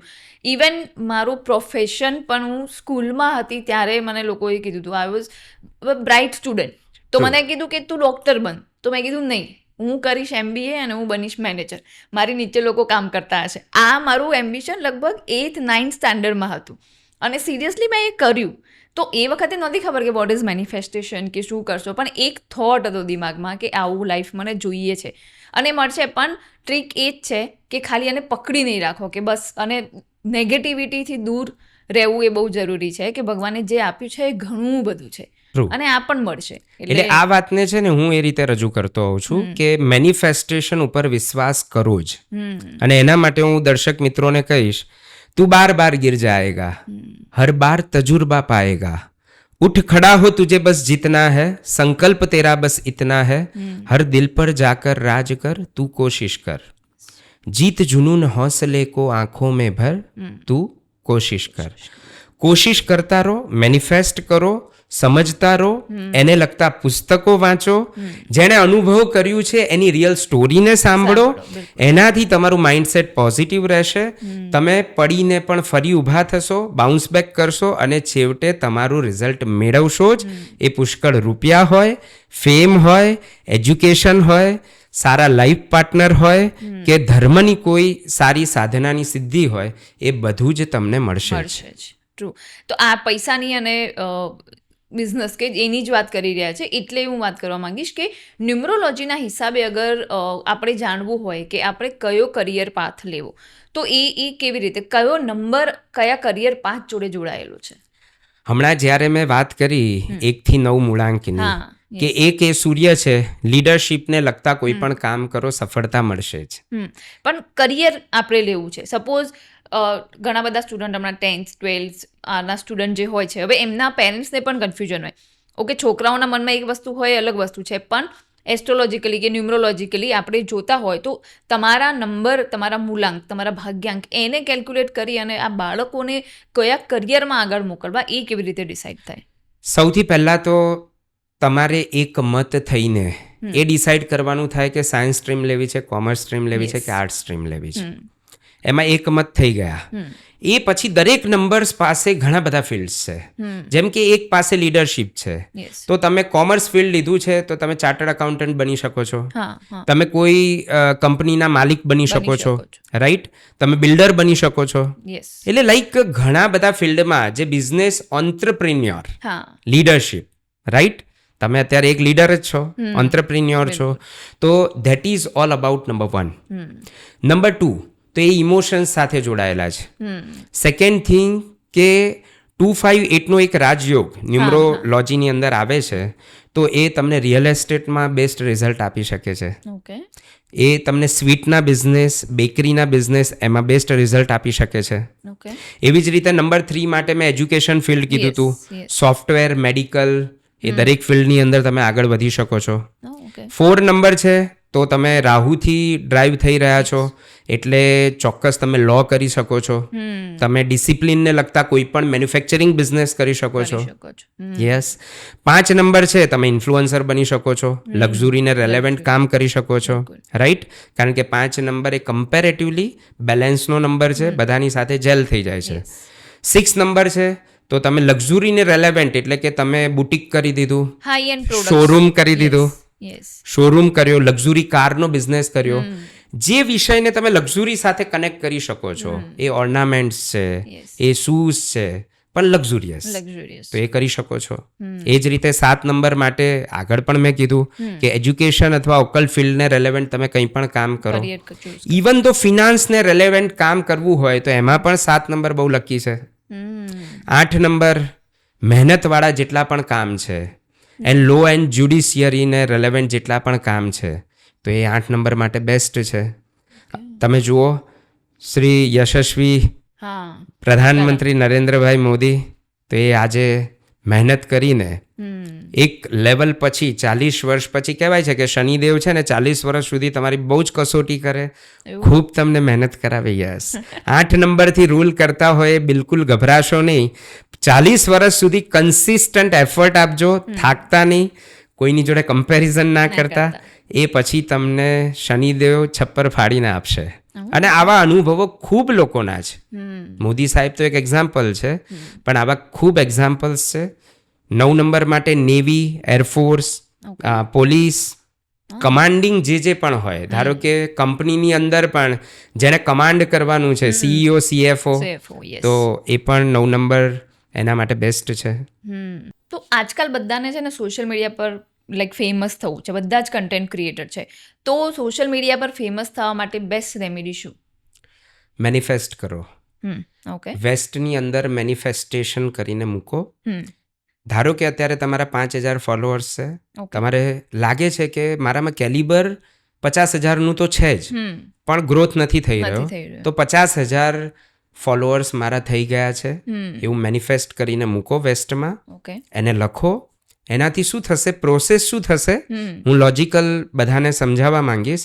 પ્રોસેસ એ થશે કે અત્યાર સુધી તમે જે રીલ બનાવતા હતા એના કરતાં કઈ હજી વધારે સારી ફોકસ્ડ રીલ બનાવવી, એના માટેનું ક્યાંકથી ને ક્યાંકથી તમને વિઝન મળશે. કોઈક એવી રીલ સામે આવશે, કોઈ તમને કહેશે, આઈડિયાઝ મળશે, અને એ રીતે પણ તમને ક્લેરિટી મળતી જશે અને બહુ જલ્દી તમારો એ જે ગોલ છે અચીવ થશે જ. અને આ કેટલી વાર લખવાનું આને? નંબર 2, લખવાનું મિનિમમ 5 ટાઈમ્સ. ઓકે. અને બાકી તમારો જે મૂળાંક છે અથવા તમે ફીલ કર્યું છે કે મારો આ લકી નંબર છે, એટલી વાર. ઓકે. જેનાથી તમારા મનમાં પોઝિટિવિટી ક્રિએટ થાય એટલી વાર. અને એ લખશો એટલે એનર્જી મળશે જ. અને કન્સિસ્ટન્ટ લખશો, કન્સિસ્ટન્સી રાખશો તો એનું રિઝલ્ટ 1,01,000% અત્યાર સુધી મળ્યું છે અને તમને પણ મળશે. ઓકે. તો હવે લાઈક આ તો કરિયરની ને પૈસાની રિલેટેડ વાતો થઈ. હવે લાઈક રિલેશનશિપ કે હ્યુમન્સ કે એના ઉપર આપણે આવીએ તો સૌથી પહેલાં રિલેશનશિપનો પ્રોબ્લેમ અત્યારનો કે લોકો લોયલ નથી હોતા. તો કયા નંબર છે કે જેનાથી થોડું સાવધાન રહેવું કે આ માણસ લોયલ ના હોઈ શકે? સ્ત્રી પુરુષ કોઈ પણ હોઈ શકે, જેન્ડરમાં નથી જતા, પણ જસ્ટ નંબરથી મૂલાંક કે ભાગ્યાંક એનો તમને બતાવે કે આ માણસ લોયલ નહીં હોઈ શકે કદાચ. ટુ બી વેરી ફ્રેન્ક, એવા એક પણ નંબર માટે ન કહી શકાય કે આ લોયલ ન હોઈ શકે. અને એક પણ નંબર માટે એવું પણ ન કહી શકાય કે આ લોયલ હોય. હું એક સરસ મેં કહેવાય ને સ્ટ્રેટેજી બનાવેલી છે કે જે સ્ટ્રેટેજી ઉપરથી તમે મેઝર કરી શકો. જો બાર બાર દેખોગે, જો બાર બાર સુનોગે, જો બાર બાર સોચોગે, જો બાર બાર કહોગે, વૈસા ही बनोगे. લોયલિટી એ કેટલુંક તમારા પેરેન્ટ્સમાંથી મળેલું, જીન્સમાં મળેલું છે, કેટલુંક તમારું અપબ્રિંગિંગ જે કુટુંબમાં થયેલું છે એને સાંભળીને જોઈને તમારા સબકોન્શિયસ માઇન્ડમાં સ્ટોર થયેલું છે, કેટલુંક તમારા સ્કૂલની અંદર, તમારા કોલેજના સર્કલ, સંગ તેવો રંગ, એમાંથી ક્રિએટ થયેલું છે. બટ યસ, એવું ચોક્કસ કહી શકું કે કમ્પેરેટિવલી કેટલાક નંબર્સ છે કે જે નંબર્સ ઉપર તમે વધારે ટ્રસ્ટ કરી શકો, જે ટ્રસ્ટની અંદર કદાચ હું પહેલો નંબર, મારો અનુભવ અત્યાર સુધીનો રહ્યો છે, તમે રિલેશનશિપની લોયલિટી કહો છો તો એ નંબર 8. યસ, કારણ કે એ લોકોનો સ્વભાવ ન્યાય સંપન્ન હોય છે અને એ લોકો લોયલિટીમાં કદાચ કમ્પેરેટિવલી વધારે સારા હોય છે. બાકી હું કોઈ નંબર્સ માટે જજમેન્ટલ થવા માંગતો જ નથી, કારણ કે મેં બહુ બધા કાઉન્સેલિંગ કરેલા છે અને 8 નંબરવાળા પણ લોયલ ના હોય એવું પણ જોયેલું છે. એટલે માણસ પર ડિપેન્ડ કરે છે, સિચ્યુએશન પર ડિપેન્ડ કરે છે. એબ્સોલ્યુટલી, કે માણસ ક્યારે બદલાઈ જાય તમને ખબર ના પડી શકે. Very true. એ બરાબર છે. પણ કોઈ એવા મૂલાંક ખરા કે જેમના મલ્ટિપલ રિલેશનશિપ થયા જ કરે? લાઈક ઘણાની એવી કુંડલી મેં આ સાંભળેલું છે કે તમારો જન્મ જ લેસન શીખવા માટે થયો છે, કે લોકો તમારી લાઈફમાં આવશે, તમને શીખવાડશે અને જતા રહેશે. તો આવા મૂલાંકમાં કયા મૂલાંક છે જેમની લાઈફમાં આ મલ્ટિપલ રિલેશનશિપ થતા હોય છે? એટલે સાચું કહું તો ખાલી મૂળાંક ઉપર ડિપેન્ડ નથી કરતું, આખા ન્યુમરોસ્કોપ ઉપર ડિપેન્ડ કરે છે. ઓકે. અને અગેઇન પછી હજી પણ કહું છું કે કોઈ જજ ના કરતા, બટ 777 જેના ન્યુમરોસ્કોપમાં 777 આવતો હોય છે, ક્યાંક ને ક્યાંક બહુ બધા કેસીસની અંદર એ જોવા મળ્યું છે. એવી જ રીતે 555 આવતો હોય, 55 આવતો હોય, એ લોકોના જીવનમાં પણ જોવા મળ્યું છે. પણ તમારો પ્રશ્ન એવો હતો એટલે આ જવાબ આપું છું. બાકી હું આજના જમાનામાં માઇન્ડસેટમાં, એટલે કે હવાની અંદર જ ઓક્સિજન એવા પ્રકારનો નથી કે જેની અંદર લોયલિટી તમે એક લેવલ, એટલે કે લાઈક તમે સતયુગની લોયલિટી, રામચંદ્રજી, ભગવાન રામચંદ્રજી જેવી, તો એ એક અત્યારે હવે માઇથોલોજી જ થઈ ચૂક્યું છે. અને એટલે હું ચોક્કસ બધાને એટલી રિક્વેસ્ટ કરીશ કે કોઈને પણ જજ ના કરશો. This is my request to all of you. જજ કોઈને પણ ના કરશો. જે આપણો સ્વભાવ બની ગયો છે, જેનાથી માત્ર દુઃખ ને દુઃખ જ મળે છે. અને એના માટે હું એક વાત ફરીથી લોકોને ડાયજેસ્ટ કરવા માટે ગુલઝાર સાહેબની એક સરસ મજાની શાયરી કહીશ. ગલતીઓ સે જુદા તું ભી નહીં મેં ભી નહીં, હમ દોનો ઇન્સાન હૈ ભગવાન તું ભી નહીં મેં ભી નહીં, तुम मुझे और मैं तुम्हें इल्ज़ाम तो लगाते हैं मगर गिरेबान में झांकता तू भी नहीं मैं भी नहीं, गलत फहमियों ने दूरियां खड़ी कर दी है वरना दिल का बुरा तू भी नहीं मैं भी नहीं. ખૂબ સરસ. એટલે આઈ થિંક કદાચ આ મૂલાંક કે એનાથી કમ્પેર ના કરવી જોઈએ આ બધી વસ્તુઓને. ડિપેન્ડ કરે છે કે માણસ એ ટાઈમમાં કઈ સિચ્યુએશનમાં છે, કયા Absolutely. સ્ટેટમાં છે, 100%, એના પર બી ઘણું બધું 100%, કરતું yes. ડિપેન્ડ કરતું હોય. પણ આવા તમારી જોડે કેસ આવે છે ખરા કે જેમને મલ્ટિપલ એવું થાય કે ભાઈ એકની જોડે અફેર હોય કે વોટ એવર મેરેજ હોય કે રિલેશનશિપ હોય અને પછી એમાં કે આમાં મજા નથી આવતી, બીજામાં બી મજા નહીં આવી, ત્રીજું, એવા કોઈ કેસીસ તમારી જોડે આવે છે ખરા?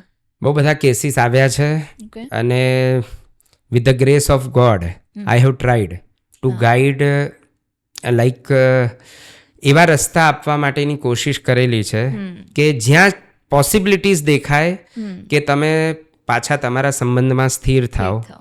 અને ક્યાંક એવું પણ ગાઈડ કર્યું છે કે હવે બંને બાજુ એવા ટોક્સિક રિલેશનશિપ છે કે તમારા માટે અલગ થઈ જવું એ જ વધારે સારું છે.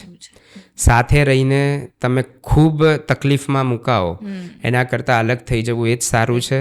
મને યાદ છે વિદેશમાં એક લેડી, એમણે મને ક્વેશ્ચન કર્યો હતો કે શું છે મારા ન્યુમરોસ્કોપમાં, અને ત્યારે મેં એમને પૂછ્યું હતું કે શું તમારે મલ્ટિપલ રિલેશનશિપ છે, અને ત્યારે એમણે એક્સેપ્ટ પણ કર્યું.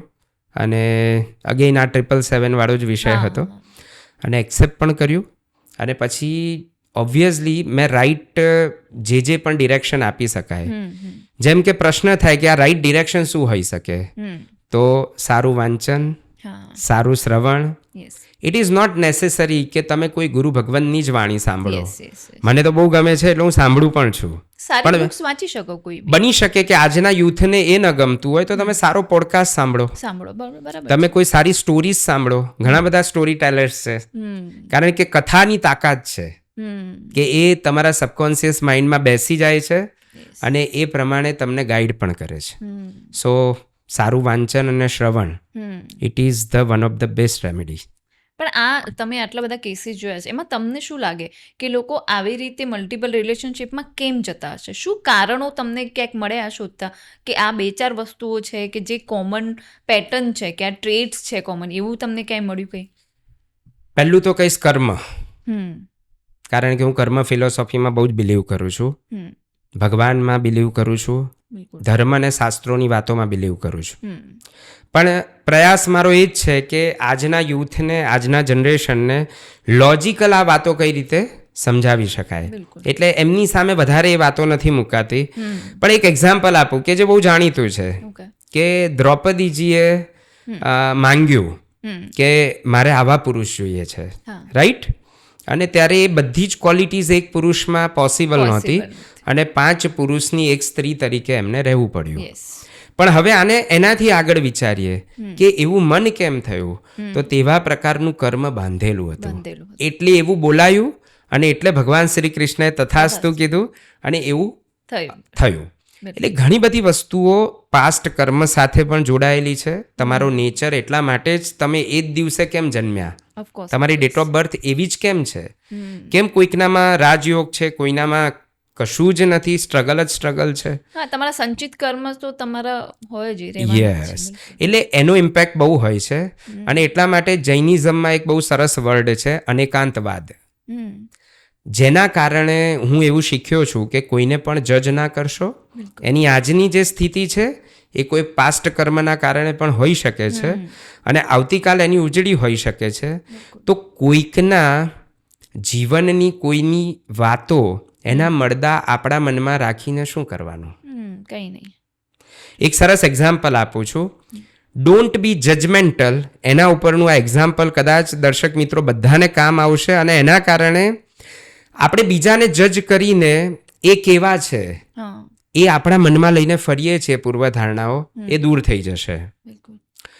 રિયલ સ્ટોરી છે મારા લાઈફની કે હું કચ્છમાં પ્રવાસ કરી રહ્યો હતો, મે મહિનો હતો, અને ત્યારે ધોધમાર વરસાદ પડ્યો. અને ત્યારે મેં જોયું કે ખેતરમાં પાક તૈયાર થઈ ગયો હતો, હવે લણવાનો બાકી હતો, રાઈટ? મને તમે એમ કહો, શું એની અંદર જમીનનો કોઈ વાંક હતો? જમીન ફળદ્રુપ હતી. ખેડૂતનો વાંક હતો? ખેડૂતે મહેનત કરી હતી. બીજ બરાબર નહોતું? બીજ તો સરસ હતું, પાક ઉગેલો હતો. તો પછી આમાં તકલીફ શું થઈ? તો તકલીફ એ થઈ કે કમોસમી વરસાદ થયો અને એટલે પાક ખરાબ થઈ ગયો. બસ તો એવી જ રીતે વ્યક્તિ એ ખેડૂત છે. જમીન એટલે એનું મન અને હૃદય, એના સંસ્કાર એ બીજ, વાવેતર અને સૂર્યપ્રકાશ, હવા, પાણી છે. પણ ઉદયમાં આવેલું કર્મ એ કમોસમી વરસાદ છે. એક કમોસમી વરસાદથી ખેડૂત, જમીન, બીજ કે ખેડૂતની સ્કિલ એના ઉપર ડાઉટ ના કરી શકાય. એ બરાબર છે, ટ્રુ.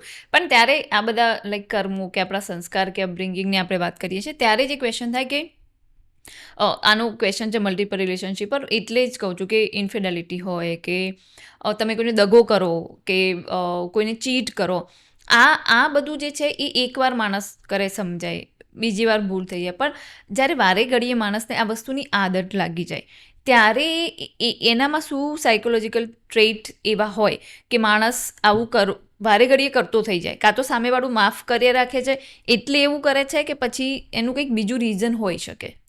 ખરેખર આ વિષય પણ એટલો ઊંડો છે કે એ વિષય ઉપર તમે 100 પોડકાસ્ટ કરી શકો. બિલકુલ. પણ છતાંય ચોક્કસ વાસ્તુ દોષ પણ આમાં બહુ ઇમ્પોર્ટન્ટ હોય છે. યસ, વાસ્તુ દોષ બહુ જ ઇમ્પોર્ટન્ટ હોય છે આમાં. એ સિવાય તમારા ન્યુમરોલોજીકલ નંબર્સ પણ ઇમ્પોર્ટન્ટ હોય છે. પણ હું સૌથી વધારે ભાર માઇન્ડસેટ ઉપર આપીશ. અને આગળ પણ રિપીટ કર્યું, જો બાર બાર દેખોગે, જો બાર બાર સુનોગે. અને એટલા માટે જ આપણી ગુરુકુળ પદ્ધતિ અને એજ્યુકેશન સિસ્ટમ ઉપર આજે બહુ જ પ્રશ્નો બધા ઉઠાવી રહ્યા છે. મેં જ્યાં અભ્યાસ કર્યો એ તપોવન કરીને જૈનોની સંસ્થા છે, ગુરુકુળ છે. તો આવા ગુરુકુળ માટે જે સદગુરુએ મહેનત કરેલી હોય છે, એટમોસ્ફિયર આપ્યું હોય છે. બહુ એક સરસ વર્ડ આવે છે, માંડલું. રાઈટ? એટલે કે જ્યારે જંગલમાં આગ લાગે ને ત્યારે હાથી અને એવા પ્રાણીઓ છે ને એક માંડલું બનાવે, એટલે કે એક એવું વર્તુળ બનાવે કે જ્યાં આગળ આગ પહોંચી ના શકે. અને બધા જ પ્રાણીઓ, એ વાઘ હોય, ચિત્તો હોય, શિયાળ હોય, એ સસલું હોય, એ બધા જ એ માંડલામાં આવીને રહી શકે. સો સોસાયટીમાં જેટલા પણ લીડર્સ છે, જેટલા પણ રાજકારણી છે, કુટુંબ અને સમાજની અંદર લીડર્સ છે, એ લોકોની ફરજ છે કે તમે એવું એટમોસ્ફિયર મેક્સિમમ ક્રિએટ કરો. જેટલા ઇન્ફ્લુઅન્સર્સ છે એમને રિક્વેસ્ટ કરીશ કે તમે એવી પોઝિટિવ સ્ટોરીઝ એને સ્પ્રેડ કર્યા કરો. નેગેટિવ સ્ટોરીઝને સ્પ્રેડ કરશો તો નેગેટિવિટી જ વધવાની છે. પોઝિટિવિટીને સ્પ્રેડ કરશો. કારણ કે તમે પ્રશ્ન પણ શું પૂછ્યો કે મલ્ટિપલ રિલેશનશિપ કેમ વધી રહી છે. જ્યારે હું રિક્વેસ્ટ એવી કરીશ તમને પણ અને બધાને પણ, સારા રિલેશનશિપ કેટલા ચાલી રહ્યા છે ને એ લોકોને હાઇલાઇટ કરો.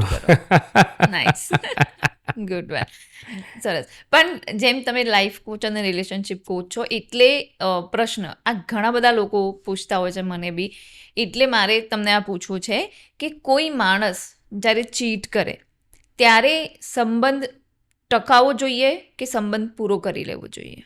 અગેન અનેકાંતવાદ. અનેકાંતવાદ એટલે શું?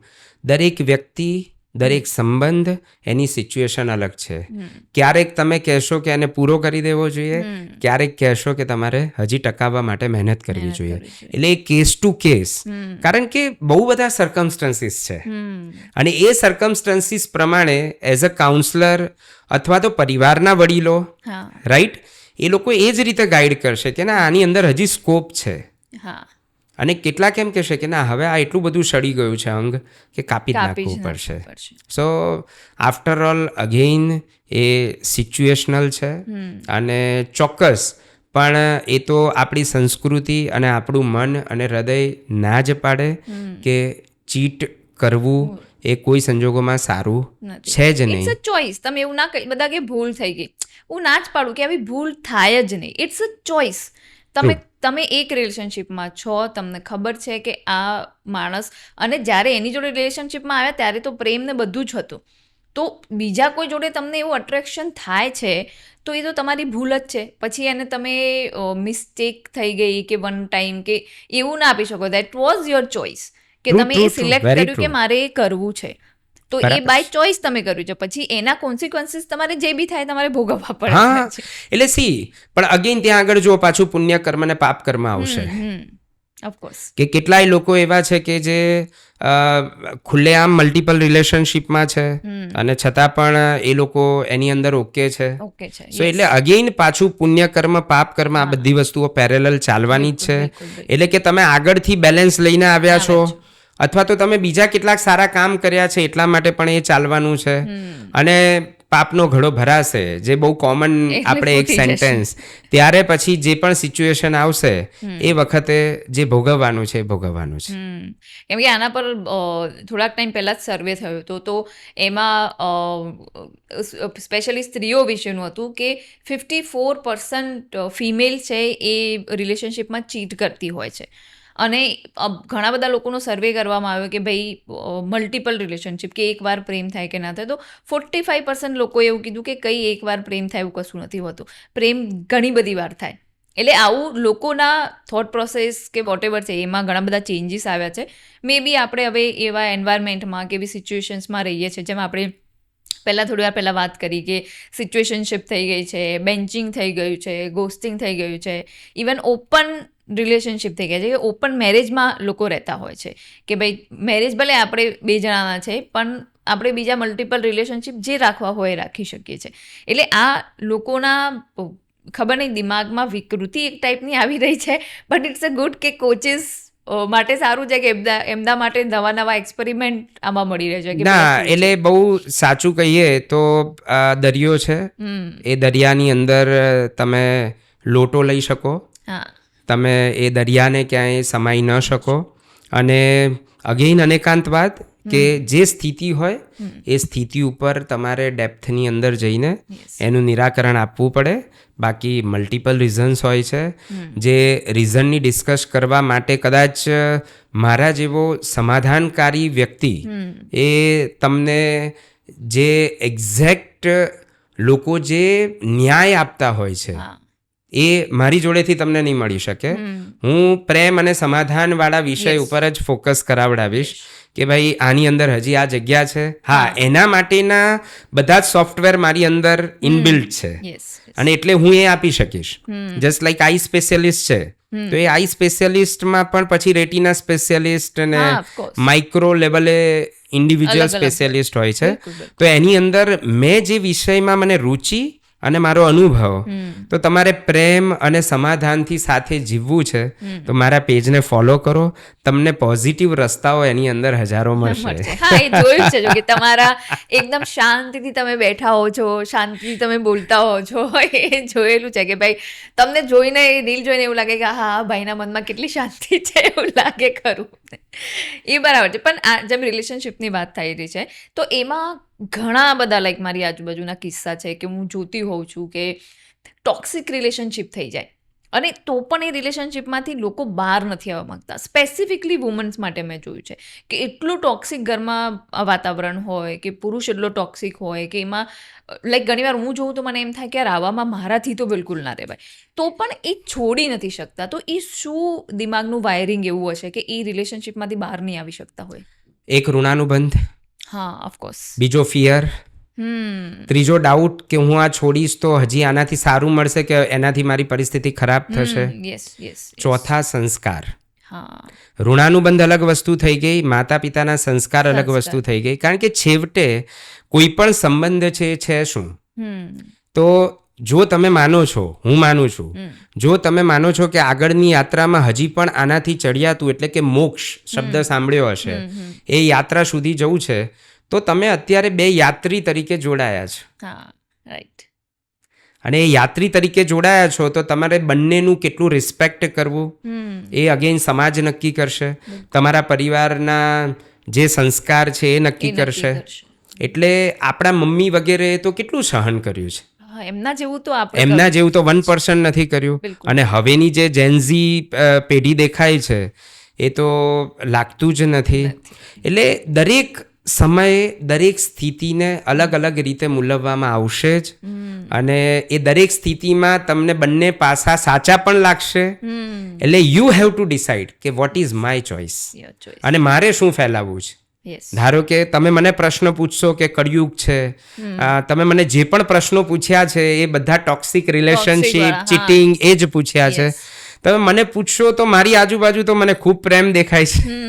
કેમ? કારણ કે નથિંગ ઇઝ પરફેક્ટ. યસ. અને એટલા માટે જ આપણે અહીંયા છીએ. નો વન ઇઝ પરફેક્ટ. હા. સો પ્રેમ અને સમાધાનકારી વલણ હા. એ જ તમને રિયલ પીસ આપી શકે છે. એ જ તમને રિયલ તમારા સોલ, તમારા આત્મા સાથે, શાસ્ત્રોની એ રિયલ વાતો સાથે એ જર્ની ઉપર તમને લઈ જાય છે. એટલા માટે તો હવે રૂપિયા ને ફેમ મેળવ્યા પછી લોકો સંતોના ચરણોમાં જઈને બેસે છે. આ હવે નવું નથી. હવે તો અંબાણી જુઓ તમે, રિસન્ટલી બર્થડે પાર્ટીમાં એમને ગરબા ને ભજન કર્યા છે. યસ, ધેન વિરાટ કોહલી, અનુષ્કા શર્મા, માળા એ હાથમાં ફેરવતા થઈ ગયા એબ્સોલ્યુટલી. છે. અને એવું નહીં, એ લોકોની લાઈફમાં પણ ઘણી સિમ્પ્લિસિટી વધી છે. યસ. તુલસી માળા પહેરીને ફરે છે. યસ, એટલે એ દરેક લેવલે છેવટે તો છે ને શાંતિ જ જોઈશે. જે સંતો આપણને પહેલા કહે છે કે આ બધી પણ કેવું છે, જર્ની છે, દરેકની એક અલગ જર્ની છે. યસ. તો કેટલાક એના નરસા પાસા ભોગવીને પછી પેલું સમજશે. તો કેટલાક એ એમના પાસ્ટ કર્મ અને અત્યારનો પુરુષાર્થ એ બંનેના સહારે કે ના ભાઈ મારે એ કંઈ ઝેરના પારખા કરવા નથી જવું, હું આ જ રસ્તા ઉપર રિયલ પીસ મેળવવા માટેની કોશિશ કરું.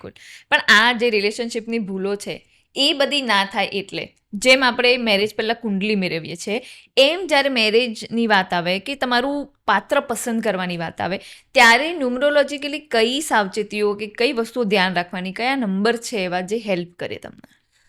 એન્ટી નંબર્સ છે. યસ. ચોક્કસ એનાથી પ્રયાસ કરવાનો, બચવાનું. મારી નજર સામે એવા એન્ટી નંબર્સ તો કયા છે? તો 1 અને 8, એટલે કે સૂર્ય અને શનિદેવ. રાઈટ. ઇન્ડિવિજ્યુઅલી બધા જ ગ્રહ, બધા નંબર સારા છે. રૂ સારું છે, અગ્નિ પણ સારી છે, પણ બંને ભેગા થાય તો ભડકો જ થવાનો છે. એટલે એવી રીતે 3, 6 છે તો એ પણ એન્ટી નંબર છે. એક દેવગુરુ છે અને એક દૈત્ય ગુરુ છે. રાઈટ. તો એ પણ એન્ટી નંબર્સ છે. અને એના રિઝલ્ટ મારી નજર સામે મારા ખુદના કેટલાય એક્સપિરિયન્સીસ છે. એવી જ રીતે ચંદ્રદેવ અને શનિદેવ તો પણ એન્ટી નંબર્સ છે. એટલે તમારે લગ્ન કરવા છે, એટલે કે રિલેશનશિપમાં રહેવું છે, તમારે પાર્ટનરશિપ કરવી છે, કોઈ પણ રીતે તમારે વધારે સાથે જોડાયેલા રહેવું છે, તો એન્ટી નંબર્સ સાથે ન જોડાઓ, એમાં જ ભલાઈ છે. ટ્રુ. તો આ તો થઈ વાત એન્ટી નંબરની. પણ કયા એવા પરફેક્ટ નંબર છે કે તમારે તમારા મેરેજ હોય કે પાર્ટનરશિપ હોય એના માટે બેસ્ટ નંબર કયા છે? કે ઓલ એને કહી શકીએ કે તમારા સોલમેટનો નંબર કયો છે ન્યુમરોલોજીકલી? જેમ કે 5 નંબર માટેનું તમે વારંવાર સાંભળ્યું હશે અને મારા પર્સનલ અનુભવ પણ છે કે 5 નંબર એ બધા જ નંબર સાથે જેલ થઈ જાય છે. બિલકુલ. રાઈટ. એ લોકો પ્રેમાળ લોકો હોય છે. હા, થોડા આળસુ વધારે હોય છે, પણ પ્રેમાળ હોય છે, બધાની સાથે જેલ થઈ જાય છે. ખોટું પણ તરત લાગે છે, માની પણ તરત જાય છે. ધેટ મીન્સ સમાધાનકારી વલણ અને પ્રેમવાળું વલણ એ તમને 5 નંબરમાં બહુ જ જોવા મળશે. એટલે કે તમારે બિઝનેસ કરવો છે, તમારે મેરેજ કરવા છે, તો ચોક્કસ 5 નંબર, એના માટે તમારે કંઈ જોવાનું નથી. એટલે કે 5 તારીખ, 14 તારીખ, 23 તારીખ. પછી અગેઇન ડિસ્ક્લેમર, આખો ન્યુમરોસ્કોપ બહુ અગત્યનો છે. આ ખાલી તમે ટેમ્પરરી જે વાત કરી એના પૂરતી મેં વાત કરી. યસ. ઓકે. એવા તો સોલમેટ નંબર એવા કોઈ છે જેમ એન્ટી નંબર છે 1 અને 8, તો એવા કોઈ નંબર જે પરફેક્ટલી મેચ થતા હોય, 1-2 એવા નંબર હોય તો? જેન્યુઅનલી કહું તો 5 નંબર સાથે, એટલે હવે હું એવી રીતે પણ કહી દઉં 1, 5, 2, 5, 3, 5, 4, 5. 5 નંબર સિવાય બીજા કોઈ, લાઈક મારો 1 છે તો મારે શું કરવાનું? પછી અગેઇન પછી થઈ જાય છે આખું માઇન્ડસેટ ઉપર કે ભાઈ મારી ચોઇસીસ શું છે. 1 નંબર વાળા તમે મને 10 વ્યક્તિ આપો, બધાની ચોઇસ અલગ છે. તો એ અગેઇન તમારે એની અંદર તો માઇન્ડસેટ ઉપર જ કામ કરવું પડશે. અને તમારી રિક્વાયરમેન્ટ શું છે, તમારે કઈ રીતે જર્ની શરૂ કરવી છે, એના ઉપર ડિપેન્ડ કરે છે. અને આજકાલ તો વાઇબ મળવી બી જરૂરી છે પાછી લોકોમાં. હવે વાઇબ્સ પણ એક દરિયો છે. તમે વાઇબ પણ કઈ રીતે ડિસાઈડ કરો છો? હવે ઘણાને તો કે દારૂ પીવામાં વાઇબ્સ મળવા જોઈએ. હા, કે તમે ડ્રિંક નથી કરતા, તો હવે એને પણ તમે વાઇબ મેચ કર્યા કહો તો હવે ઇટ્સ એન્ડલેસ. એટલે અગેઇન સાદી ભાષામાં તમારી રુચિ, એમની રુચિ, તમારા વિચાર, એમના વિચાર, એમાં કોમન કેટલું છે એ પ્રમાણે તમે આગળ વધો. હા, પણ આ જે વાત છે એમાં જ વાત કરી છે કે ઘણા બધા લોકો અત્યારે મેરેજથી દૂર થતા જાય છે કે રિસ્પોન્સિબિલિટી કમિટમેન્ટથી દૂર થતા જાય છે, તો એના શું રીઝન હોઈ શકે? એક તો ઘરની અંદર એમણે ટોક્સિસિટી જોઈ છે. પ્લસ કરેક્ટ, વધારે દીકરીઓ જ એવું વિચારી રહી છે, કારણ કે ક્યાંક ને ક્યાંક એમની મમ્મીને એમણે વધારે ઇન્ફ્લુઅન્સ થતી જોયેલી છે, સપ્રેસ થતી જોયેલી છે, વાતે વાતે એમના વિચારોને અને ઈચ્છાઓને મારતા જોયેલી છે. દરેક માટે ફ્રીડમની વ્યાખ્યા અલગ છે, તો એ ફ્રીડમને હણાતી જોયેલી છે.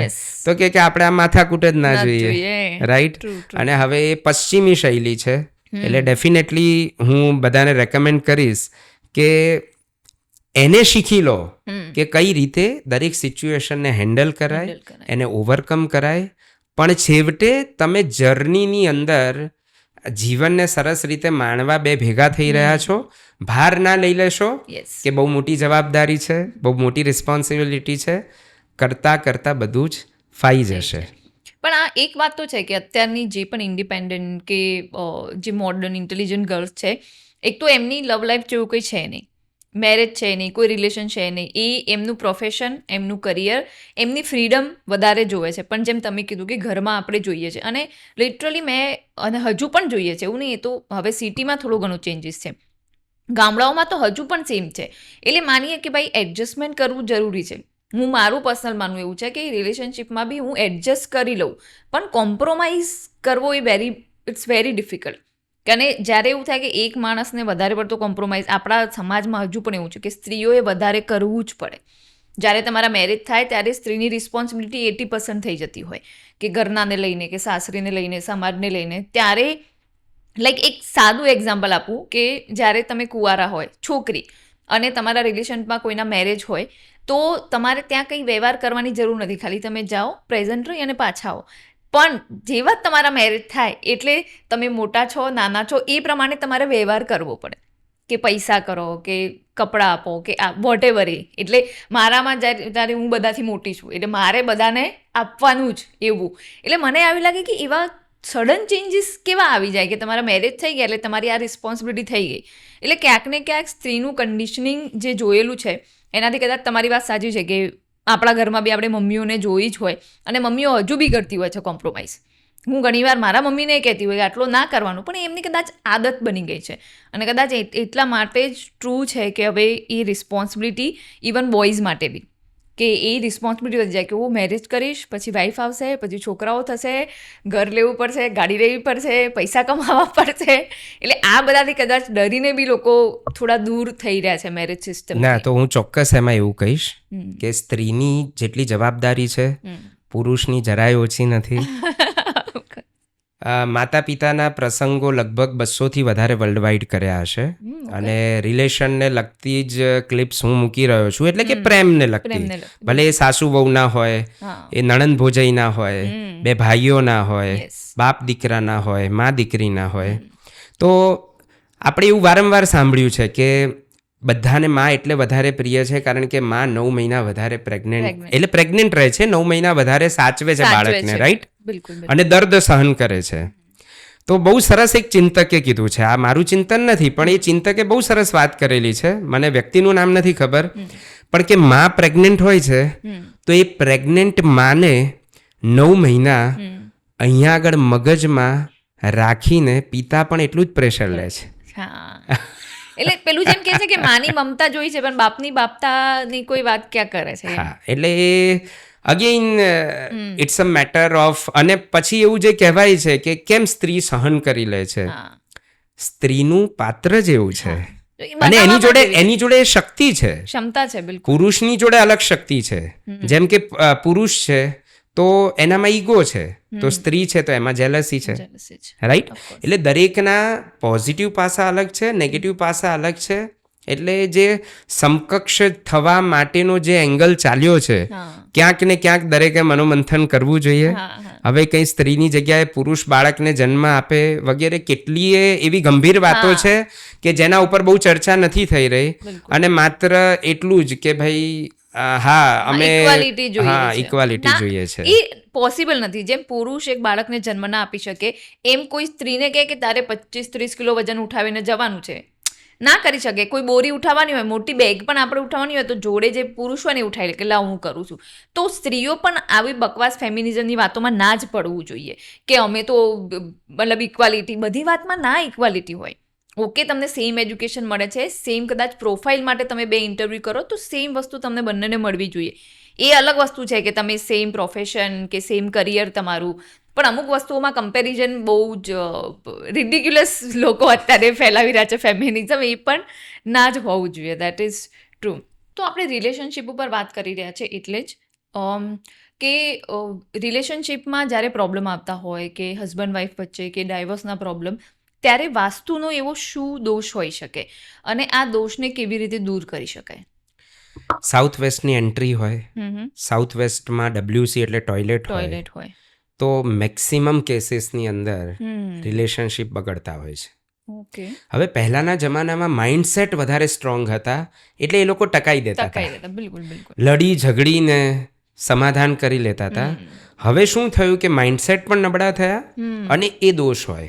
ખબર છે, ઘણા બધા પ્રશ્નો કરતા હોય છે કે વિદેશમાં વાસ્તુ કશું નથી જોતા, પણ તમને કહું, વ્હાઇટ હાઉસ છે ને યુએસનું, એ પણ કમ્પ્લીટ વાસ્તુ ઓરિએન્ટેડ છે. અને મોટી મોટી હસ્તીઓ એ લગભગ વાસ્તુમાં માનતી થાય છે. એ ક્યાં બીજી રૂપે માનતા હોય, પણ એ માનતા જ હોય છે. દુબઈમાં બી બધા ઘર વાસ્તુના હિસાબે બનાવેલા છે. એક્ઝેક્ટલી એવું નથી, ઘણા બધા ત્યાં જઈને એમને કીધું, એટલે એટલીસ્ટ એન્ટ્રી ઉપર તો થોડું ફોકસ કરે છે કે સાઉથની ન હોય, પણ એની પણ ડેપ્થ અલગ છે. અગેન ફરીથી રિપીટ કરીશ કે વાસ્તુ ચક્ર, blood report is very very important, જે દરેક વ્યક્તિએ પોતાના ઘરનો કરાવવો જ જોઈએ. અને એ બેઝિક છે, નાનું ઇન્વેસ્ટમેન્ટ છે, પણ એ નાના ઇન્વેસ્ટમેન્ટની અંદર તમારે ઘણી બધી વસ્તુઓ સમજીને શીખીને જાતે તમે એની અંદર ફેરફાર પણ કરી શકો છો. મેં પણ કરાવેલું છે, એ કરાવવું જ જોઈએ. ટ્રુ, સાચી વાત છે. તો આ હવે રિલેશનશિપના તમે જે કીધું કે એનાથી ઇશ્યુ થાય, પણ આનું કોઈ ઉપાય ખરો, કોઈ સોલ્યુશન કંઈ કરી શકીએ એવું ખરું કે જેનાથી રાહત મળે? મે બી. ચોક્કસ. દરેકના એસ્ટ્રોલોજીકલ એના ઉપર એ ડિપેન્ડ કરે છે. ધારો કે 10 માળનું બિલ્ડિંગ છે, સેમ ફ્લેટ છે, સાઉથ વેસ્ટની એન્ટ્રી છે, તો શું બધાના ઘરમાં ડિવોર્સ સુધી વાત પહોંચશે, ખૂબ ઝઘડા થશે? ના. દરેકના એસ્ટ્રોલોજી, ન્યુમરોલોજી પ્રમાણે એ લોકોમાં કેપેબિલિટી અલગ અલગ હશે, પણ હા, જનરલ લોકો કરતાં વધારે થશે જ. જનરલ કરતાં વધારે જ થશે અને કમ્પેરેટિવલી એ ડિવોર્સ સુધી પહોંચવાના ચાન્સીસ મેક્સિમમ થઈ જશે. અને એની રેમેડીની અંદર ચોક્કસ રેમેડીઝ છે. દરેક દિશાના જે ગ્રહ છે, દેવતા છે, એમને અનુકૂળ જે વસ્તુઓ છે એના દ્વારા રેમેડીઝ થતી હોય છે. તમને પણ ખ્યાલ હશે કે કોઈ ચાંદીનો તાર મુકાવે છે, કોપરનો તાર મુકાવે છે, પિરામિડ મુકાવે છે.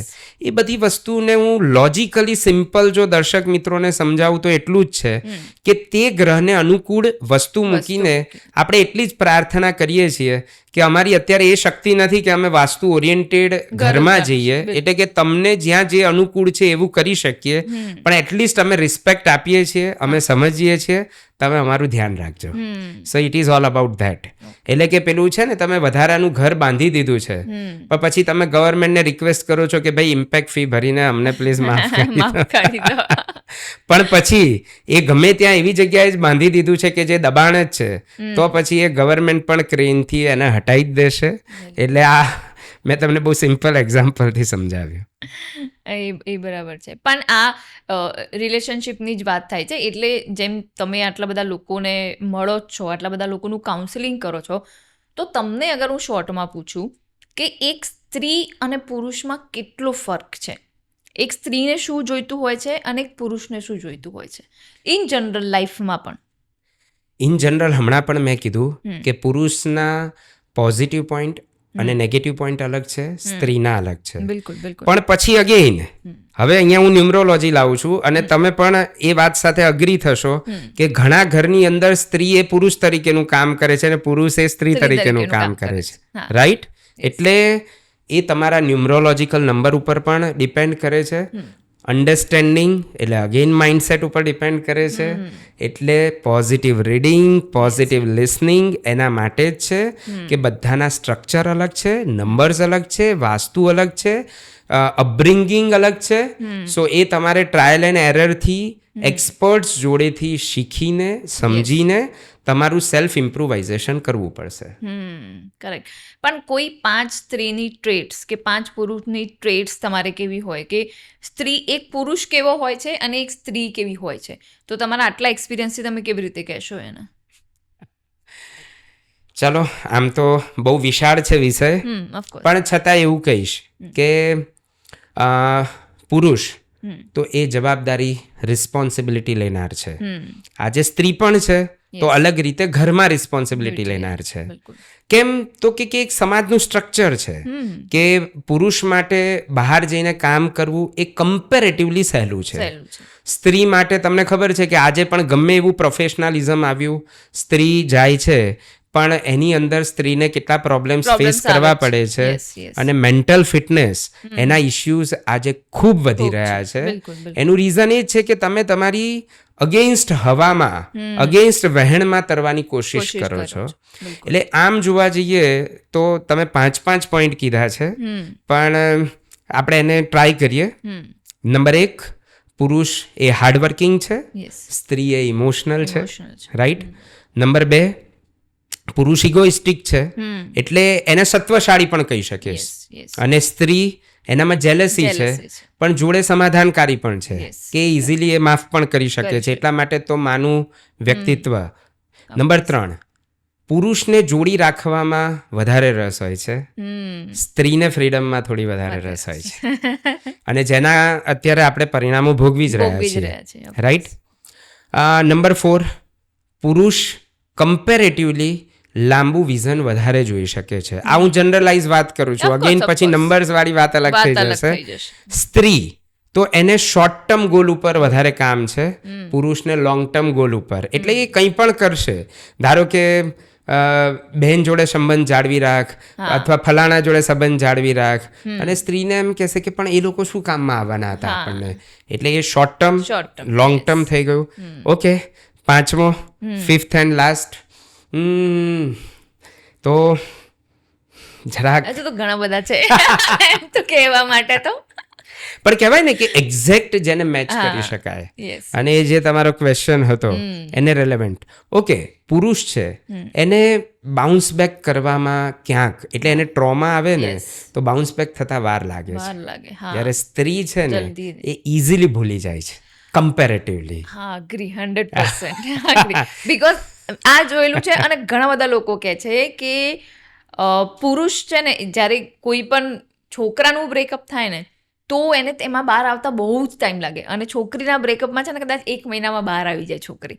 એટલે કદાચ આ હાર્ટ બ્રેક છે કે લવ છે કે કોઈ પણ એવી સિચ્યુએશનમાં સ્ત્રી મુકાઈ જાય ને તો કદાચ દુઃખી થઈ લે 2-4 દિવસ, પણ પછી ઓકે થઈ જાય કે ભાઈ ઠીક છે. પણ એ પુરુષ માટે થોડું આઈ થિંક ડિફિકલ્ટ છે. એટલે અત્યારની સ્ત્રીઓ પ્રેક્ટિકલ વધારે છે અને પુરુષો ઇમોશનલ વધારે છે, એવું કહી શકીએ આપણે. ના, હું હજી પણ એ બાબતમાં જજમેન્ટલ નહીં થવું, અને હું એવું નહીં જ કહું. અને હા, અગેઇન તમારા બંધારણ પ્રમાણે, ઘરના બંધારણ પ્રમાણે તમારે શું એક્ઝેક્ટ જોઈએ છે એના ઉપર વર્કઆઉટ કરો. બિલકુલ. સિવાય કે ખાલી ફિનાન્સને જ ટાર્ગેટ કરો છો, ફેમને જ ટાર્ગેટ કરો છો, પણ પીસ અને હેપીનેસ એની આજુબાજુ ફિનાન્સ અને ફેમ કઈ રીતે આવે એના માટેની કોશિશ કરીએ. કેન્દ્ર સ્થાનેથી પીસ અને હેપીનેસને હટાવીએ નહીં. ઓફકોર્સ. એટલે ગમે તેટલો પૈસો, ફેમ આવી જશે ને, પણ અંદરની શાંતિ નહીં હોય ને, જો ખુશી નહીં હોય તો કંઈ જ મતલબ નહીં રહે એ બધી વસ્તુનો. અને હું જ્યાં જાઉં ને, જેને મળું ને ત્યારે હું એક તો આ સેન્ટેન્સ બધાને કહેતી હોઉં છું કે પહેલાં પોતે ખુશ રહેવાનું શીખો. તમે ખુશ નહીં હોય, તમે તમારું સોગિયું મોઢું લઈને ફરતા હશો તો તમે કોઈ પણને ખુશ નહીં કરી શકો. તમારા આજુબાજુવાળા તમને જોઈને દુઃખી થઈ જશે. અને પોતે ઓબ્વિયસલી પોતાને ખુશ કરવું એ માણસની પહેલી જવાબદારી છે. કે એવું હંમેશા વિચારવું જરૂરી નથી કે હું ભલે દુઃખી રહું પણ આ લોકોને હું ખુશ રાખીશ. એ નહીં કરી શકો. 2 મહિના, 4 મહિના, 2-4 વર્ષ કરશો અને પછી એ બબલ બસ થઈ જશે તમારું, અને એમાં તમને વધારે ડેન્જરસ પરિણામો પાછળથી જોવા મળશે. એટલે હેપીનેસ તો બહુ ઇમ્પોર્ટન્ટ છે. પણ અગેન માઇન્ડસેટ, હા. કારણ કે બધી અનુકૂળ સ્થિતિઓ મળવાની જ નથી. બિલકુલ. અને એમાં ગાલિબ સાહેબનો શેર છે, હમ કિસી ને ગાલિબ से पूछा गालिब कैसे हो, હમ गालिब ने हंसकर कहा जिंदगी में गम है, Yeah. गम में दर्द है, दर्द में मजा है મજા હે. और मजे में हम હમ है. હે. વાહ વાહ. એટલે સરસ. છેવટે તો દરેકની સ્થિતિ અલગ છે, સિચ્યુએશન અલગ છે, કર્મના માળખા અલગ છે. બધાએ સાથે મળીને એકબીજાના એ માળખાઓને ઓળંગીને ખુશ કઈ રીતે રહેવું એના માટેની કોશિશ કરવી પડશે. એ બરાબર છે. પણ જેમ રિલેશનશિપની વાત થઈ રહી છે, એમાં રિલેશન ઘણા બધા અલગ અલગ ટાઈપના હોય. એમ એક મા બાપ અને બાળકો વચ્ચેનું જે રિલેશન છે, જે આજકાલના કિસ્સા જે વધારે જોઈ રહ્યા છીએ કે જે બાળકો વાયોલન્સ વધારે વાપરતા થઈ ગયા છે મા બાપની અગેન્સ્ટમાં. તો આજના ડાયનેમિક્સમાં અને પહેલાંમાં એવો તમને શું ફરક લાગે છે? એવું શું બદલાયું છે કે ક્યાં તો પછી સોશિયલ મીડિયાથી આપણા સુધી વધારે પહોંચી રહ્યા છે કિસ્સા, એવું થઈ રહ્યું છે અત્યારે? તો પહેલી રિક્વેસ્ટ તો દરેક મમ્મીઓને કરીશ બિલકુલ. કે મમ્મી જેટલો સમજણપૂર્વકનો સમય પ્રેમ સાથે સંતાનોને આપશે એટલું એ વાયોલન્સ નહીં નહીં કરે. મળે. તમે જોઈ લો કે જે માતા, હું એવું બિલકુલ નથી કહી રહ્યો કે માતાએ કોઈ પ્રોફેશનલ કામ ન કરવું, પણ એટલું કરવું કે જેની અંદર સંતાનો સાથેનો સમય કોમ્પ્રોમાઇઝ ના થાય. બિલકુલ બિલકુલ. અગેઇન હસબન્ડ સાથેનો પણ ન થાય અને બીજા ફેમિલી મેમ્બર્સ સાથેનો પણ ન થાય. પણ અત્યારે તમે જે ક્વેશ્ચન કર્યો છે એ બાળકોના વાયોલન્સ માટેનો કીધો છે. તો પ્રેમ એ જ ઉકેલ છે અને એના માટે સમય ટ્રીક પૂર્વક કઈ રીતે સમજાવવું, જેની અંદર થોમસ એલ્વા એડિસનની એ વાત બહુ જ જાણીતી છે કે એ બહુ જ હાઈપર એક્ટિવ હતા. તો ટીચરે સ્કૂલમાંથી કાઢી નાખ્યા, પણ એમની માતાએ ટ્રીટ કેવી રીતે કર્યું કે બેટા તું એટલો હોશિયાર છે કે આ સ્કૂલ તને સાચવી નહીં શકે, હું તને ઘરેથી ભણાવીશ. એટલે પોઝિટિવ માઇન્ડસેટ વાળા પેરેન્ટ્સ હશે, પણ પેરેન્ટ્સ જ જ્યારે સ્ટ્રેસમાં હશે, મધર્સ જ સ્ટ્રેસમાં હશે, એમની પોતાની ઈચ્છાઓ જેટલી હાવી થયેલી હશે કે તમે જેમ આગળ પણ કીધું કે બાળકની રિસ્પોન્સિબિલિટી લેવી નથી અથવા બાળક થઈ ગયું અને હવે અફસોસ થાય છે કે સાલું મારી ફ્રીડમ હણાઈ ગઈ. એટલે એ માઇન્ડસેટ પ્રોપર કરીને અને પછી એને લગતા સાહિત્યનું વાંચન સાંભળવું, એવા લોકોને મળવું કે શું ખરેખર લગ્ન પછી પણ તમે બહુ ખુશ રહી શકો છો, તો એની શું ચાવી છે. એક કાકાએ બહુ સરસ મજાની વાત કરી હતી. કોઈકે પ્રશ્ન પૂછ્યો કે લગ્ન પછી ખુશ રહેવું હોય તો શું, તો કે ખુશીને લગ્નને ખાલી બહુ ઝાઝું અંતર નથી, ખાલી 2 કિલોમીટર. તો કે 2 કિલોમીટર, તો કે બેટા ઇંગ્લિશમાં 2 કિલોમીટર લખ તો 2km, 2km.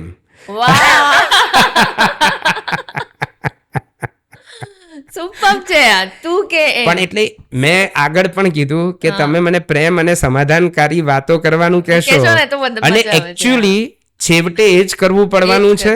એ જ સાચો રસ્તો છે. આવી વાતોને સાંભળીને સમજીને જેટલી અપ્લાય કરી શકીએ એની કોશિશ કરવાની છે. જે લોકો કરી શક્યા એ સફળ થઈ ગયા. સિમ્પલ. પણ બેસ્ટ રસ્તો શું પેરેન્ટિંગ માટેનો તમારે એઝ અ તમે કોચ, તમે જે શીખવાડતા હોય કે એવું કઈ ટિપ્સ આપી શકો મા બાપને કે પેરેન્ટિંગનો બેસ્ટ રસ્તો કયો છે? પેરેન્ટ્સની જાગૃતિ કે પેરેન્ટ્સે કયા માર્ગે મોકલવા. ગઈકાલે જ બહુ એક મોટા બિલ્ડર છે, એમની દીકરી સાથે મારે મિટિંગ હતી અને એ પણ પોતે પોતાનો બિઝનેસ રન કરે છે. એને દીકરો 2 વર્ષનો હતો એ પછી એણે બિઝનેસ સ્ટાર્ટ કર્યો, નવો સ્ટાર્ટઅપ.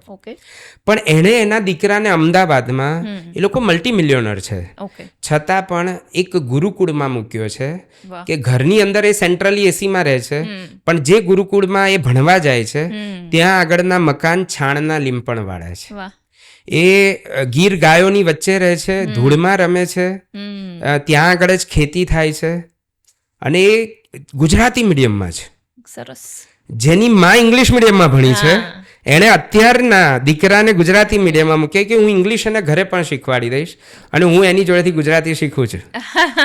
ટૂંકમાં પેરેન્ટિંગે શીખવું પડશે પેરેન્ટ્સે કે એકચ્યુઅલી અમારે શું જોઈએ છે, ગેપ કેટલો છે, એ ગેપ પૂરવા માટે અમે કયા ડિસિઝન્સ લઈએ, એમાં પછી મારા ફ્રેન્ડ્સે ક્યાં મૂક્યા છે અથવા એ લોકો શું કરે છે એવી કમ્પેરિઝન નહીં ચાલે. બહુ એક સરસ મજાની વાત મેં મારા ટ્રેનીઝને કીધી હતી, दूसरों से तुलना करके खुद को बेइज्जत मत कर, अपना હુનર ઢૂંઢ जिससे તું નशे में રહે. વાહ. એટલે આપણે આપણું એક માળખું જાતે બનાવવું પડશે. જેમ કે જયભાઈ વસાવડા, તો એમના મમ્મી મેં સાંભળ્યું છે ત્યાં સુધી સ્કૂલના પ્રિન્સિપલ હતા, પણ એમને સ્કૂલ કે કોલેજના પ્રિન્સિપલ હતા, પણ એમને સ્કૂલે નહોતા મોકલ્યા, ઘરેથી જ ભણાવ્યા. વાહ, home schooling. Yes, home schooling. Nairobi પણ હું હમણાં લાસ્ટ યર જઈને આવ્યો, તો એક પેરેન્ટ્સ મને બહુ મજા આવી. અરુષા કરીને એક સરસ ત્યાંની જગ્યા છે, તો એ પેરેન્ટ્સ ત્યાં આગળથી પણ ઘરેથી જ ભણાવે છે અને જૈનિઝમની સાયકોલોજી પ્રમાણે ઓનલાઈન ઇન્ડિયાથી ભણાવે છે. નાઇસ. અને બાકી દુનિયાભરનું એ દીકરો એટલો સ્માર્ટ હતો કે કદાચ 8-10 વર્ષનો હતો અને એનામાં મેચ્યોરિટી કદાચ 13-15 વર્ષની હતી. સો આફ્ટર ઓલ પેરેન્ટ્સે રસ્તો શોધવો પડશે. રસ્તા અવેલેબલ છે, પણ તમે શોધો.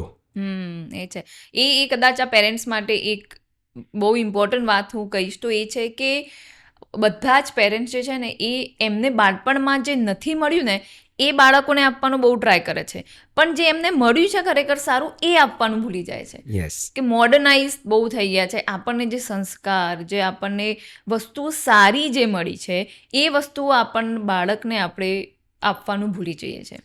એટલે એ જ છે ને મોહ અને પ્રેમ વચ્ચેનો ડિફરન્સ છે. યસ. પ્રેમ એ છે કે જેની અંદર તમે એની દરેક પ્રકારની ચિંતા કરશો કે ફ્યુચરની, કે એ સારો માણસ બને, એ સક્સેસફુલ બને, એના પહેલા સારો માણસ બને. તપોવનની અંદર પાયાનું આ જ જ્ઞાન અમને આપ્યું. બધી જ અલગ અલગ પ્રકારની અમારા જૈનિઝમમાં પણ પાઠશાળા હોય છે, એટલે કે દરેક એરિયા વાઇઝ પાઠશાળા હોય, જ્યાં આગળ ત્યાં આગળ દીકરા દીકરી આવીને રોજ ભણે. ત્યાં સંસ્કૃત પ્રાકૃતના શ્લોક પણ શીખવાડે, પણ મેઇન એના અર્થ શીખવાડે, એથિક્સ અને વેલ્યુઝની વાર્તાઓ કે, અને ગિફ્ટ્સ આપે. એટલે એ માળખું ગિફ્ટ્સ કેમ આપે તો કે બાળક છે, સંસ્કાર પાડવા માટે એને પહેલા એ વિષય સાથે પ્રેમ કરાવવો પડશે. જેમ બાળકોને સ્કૂલમાં મોકલતી વખતે શરૂઆતના દિવસોની અંદર ચોકલેટ આપે મમ્મી, પછી ખબર પડી જાય કે ભાઈ હવે એને ત્યાં સેટ થઈ ગયું છે, એટલે ધીરે ધીરે ચોકલેટ બંધ થઈ જાય. સો એવું છે. પણ જૈનિઝમની છે ને ઘણી બધી વાતો ખૂબ સરસ છે. જેમ અત્યારે બધા હવે મોડર્ન એને થોટ્સ કે છે, ઇન્ટરમિટન્ટ ફાસ્ટિંગ ને ઘણા બધા નામ આપી દીધા છે, કે બોલિવૂડવાળા સેલિબ્રિટીઝ જેને ફોલો કરે છે, હું પણ જે ફોલો કરું છું, કે જે 24નો ટાઈમ જે છે ત્યારે ડિનર કરી લેવું અને પછી ના કરવું, વિચ ઇઝ વેરી ગુડ, કે એ તમારી હેલ્થ માટેની બેસ્ટ વસ્તુ છે. કાલે જ મેં એક ભાઈને એ સજેસ્ટ કર્યું હતું કે આવું 6:30 વાગે જમી લેવું, યાર આ તો કેવી રીતે પોસિબલ છે? તો મેં કીધું થાય પોસિબલ. હું મારી લાઈફમાં છેલ્લા 3-4 વર્ષથી આ વસ્તુ ફોલો કરું છું અને ઘણા બધા પ્રોબ્લેમ એનાથી સોલ્વ થયા છે. એટલે જૈનિઝમ જેમ લાઈક સદગુરુ છે, જગ્ગી વાસુદેવ, જેમાં હું પણ એમાં ફોલો કરું છું, તો એ પણ સેમ વસ્તુ કહે છે કે જલ્દી જમો, ઓછું જમો, તમે કેવી રીતે સારી ઊંઘ લઈ શકો. આ બધી વસ્તુઓ જૈનિઝમથી ઘણું બધું શીખવા મળે છે. એટલે અપાર્ટ ફ્રોમ જૈનિઝ કે હિન્દુ કે આ બધા રિલિજનની વાત નથી, પણ સારી પ્રેક્ટિસીસ તમે કોઈ બી વસ્તુને એક્સેપ્ટ કરો તો લાઈફમાં કામ આવશે જ તમને. પરફેક્ટ. અને બેક ટુ ધ પોઈન્ટ, જે પેરેન્ટ્સની વાત કરતા હતા, એમાં બી મને યાદ છે કે સદગુરુએ એ વાત કરેલી, અને મોટાભાગે કહેતા જ હોય છે કે બાળક પેદા કરી લેવું એ ઇમ્પોર્ટન્ટ નથી. બાળક તમારો 25 વર્ષનો પ્રોજેક્ટ છે એમ ગણીને જ પેદા કરજો. જો તમે એને 100% ના આપી શકતા હોય, ડેડિકેશન એના તરફ ના રાખી શકતા હોય, તો મહેરબાની કરીને નહીં કરતા. ખાલી બધા જ કરે છે બાળકો એટલે મારે કરવા છે, એ સમાજનો નિયમ છે એના માટે નહીં કરતા, નહીં તો એનું તમે ખરાબ કરશો. બાળક તમને એમ નથી કહી ગયું કે મને તમે આ જન્મ આપો, પણ જો તમે આપ્યો છે તો એને એક શ્રેષ્ઠ માણસ બનાવવાની જવાબદારી તમારી છે. એમાં મારો અનુભવ એવું કહે છે કે જે ઘરની અંદર એક મત થઈને કામ થાય છે, ધારો કે એક મત થઈને, અથવા તો જેમાં એક મત નથી થવાતું, તો બીજા લોકોએ ન્યુટ્રલ રહેવાનું, નેગેટિવ નહીં થવાનું, તો તમને એ બાળકોમાં બેસ્ટ રિઝલ્ટ્સ જોવા મળે.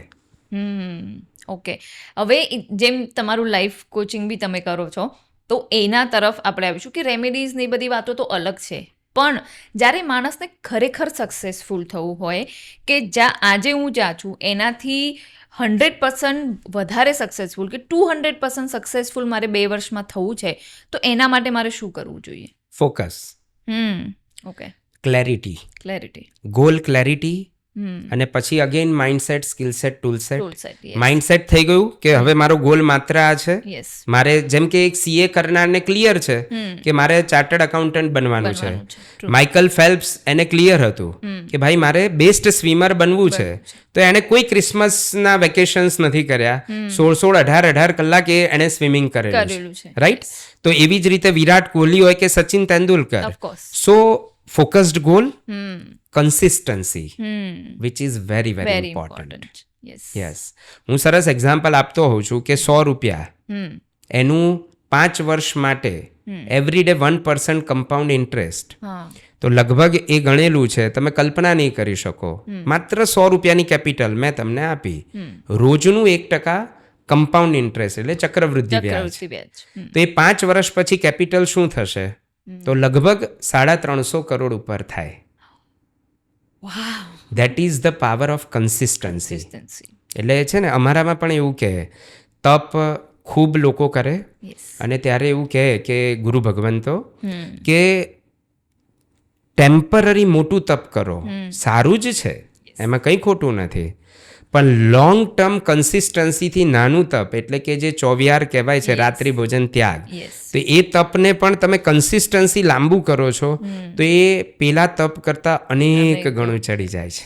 કારણ કે કેપિટલ નાની હતી પણ કમ્પાઉન્ડ ઇન્ટરેસ્ટના કારણે, એટલે કે રોજ એની એનર્જી કમ્પાઉન્ડેડ થાય છે, રાઈટ? તમે નાનું સુકૃત કરો, નાનો મંત્ર જાપ કરો, નાની પ્રાર્થનાનું માળખું બનાવો, પણ કન્સિસ્ટન્સી જાળવી રાખો, તો સક્સેસમાં પણ consistency is very very important.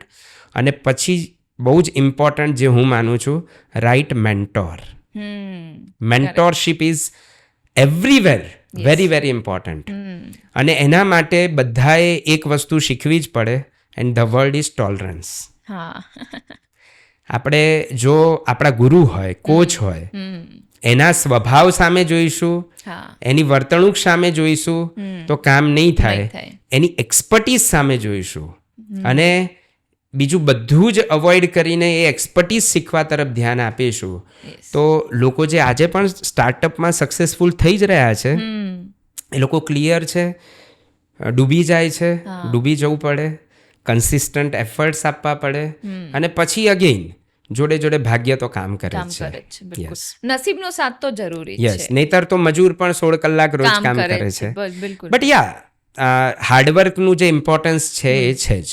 અને ઓવર સક્સેસફુલ થવા માટે માઇન્ડસેટ, કન્સિસ્ટન્સી એટલે કે consistent action, right mentor. Yes, બરાબર છે. પણ આ સક્સેસફુલ થવા માટે 5 એવી કઈ એટોમિક હેબિટ્સ છે જે માણસ કેળવી લે, રોજ એ 5 આદતોને ફોલો કરે તો સક્સેસ મળે જ એને? પહેલાં તો તમારે સક્સેસ કેવી મેળવવી છે, જેમ કે ધીરુભાઈ અંબાણી, એમને રૂપિયા માટેની અને એક લેવલે પહોંચવા માટેની, અથવા એવું પણ કહી શકાય કે ભારત દેશને એક લેવલ ઉપર પહોંચાડવા માટેની એક એમનામાં ભૂખ હતી. તો અગેન આ જ આવે છે કે જેટલા પણ સક્સેસફુલ લોકો છે એમને બેસ્ટ રીડિંગની હેબિટ્સ છે. Books are our best friends. A best habit છે જેનાથી માઇન્ડસેટ ક્રિએટ થાય છે, જેનાથી સ્કિલ્સ વધે છે. પછી 5 કોહિનૂર કે જે તમારે જેવું બનવું છે એવા લોકોની વચ્ચે બેસો, એવા લોકોની જોડે બેસો, એમના કામ કરો. આપણી ગુરુ પરંપરા પર શું છે કે ત્યાં આગળ પણ ગુરુ શિષ્ય વચ્ચે કોઈ અફેક્શન કે બોન્ડિંગ નથી વધવાનું, એક યાત્રા છે, રાઈટ?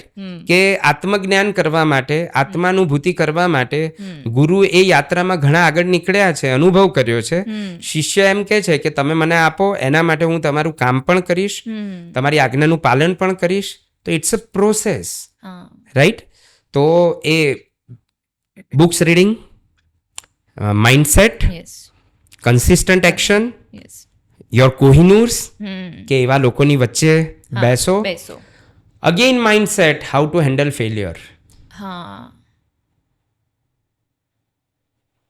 અને એના માટે સારી વાતોને વાંચો અને સાંભળો, જે હું આ પોડકાસ્ટમાં 3જી-4થી વાર રિપીટ કરી રહ્યો છું. પણ આ સારી વાતો વાંચીએ તો ક્યાં વાંચીએ? કઈ બુક્સ? તમે કોઈ એવી બુક્સનું સજેશન આપી શકો કે આ બુક્સ વાંચવી જોઈએ આપણે?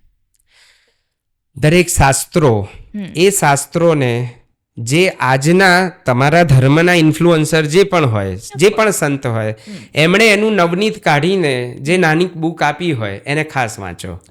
કારણ કે તમે જન્મ લઈને જે ધર્મ સાથે કનેક્શન કર્યું છે, હા, એની અંદર પોઝિટિવિટી હોવી જોઈએ, એની અંદર કોઈને નામો નિશાન મિટાવવા માટેની વાત ના હોવી જોઈએ, રાઈટ? જેમાં પોઝિટિવ હોવી જોઈએ, સમાજને હેલ્પફુલ થઈ શકે એવી વાત હોવી જોઈએ.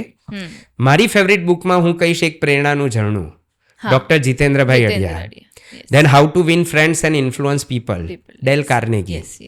એ રીતે રીચ ડેડ પુઅર ડેડ, કે જે ફિનાન્સ માટે અને સક્સેસફુલ બનવા માટે how to win friends and influence people, A mindset માટેની મારી બહુ જ પ્રિય બુક રહી છે.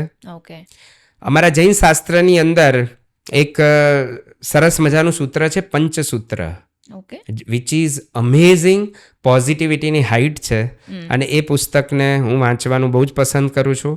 અમારા એક સંત થઈ ગયા પન્યાસ ભદ્રંકર વિજયજી મહારાજ, એમનો નવકાર મહામંત્ર ઉપરનું ચિંતન, જેની અંદર જીવ મૈત્રી માટેના એવા અલગ અલગ એંગલ આપેલા છે, જે એંગલને સમજીને હું આજના યુથને લોજિકલી આપવા માટેની કોશિશ કરું છું. એટલે કે મારી આ પ્રેમ અને પોઝિટિવિટીના પાયામાં ક્યાંક ને ક્યાંક આ ગુરુ ભગવંત, એમનો પણ બહુ મોટો પ્રભાવ રહેલો છે.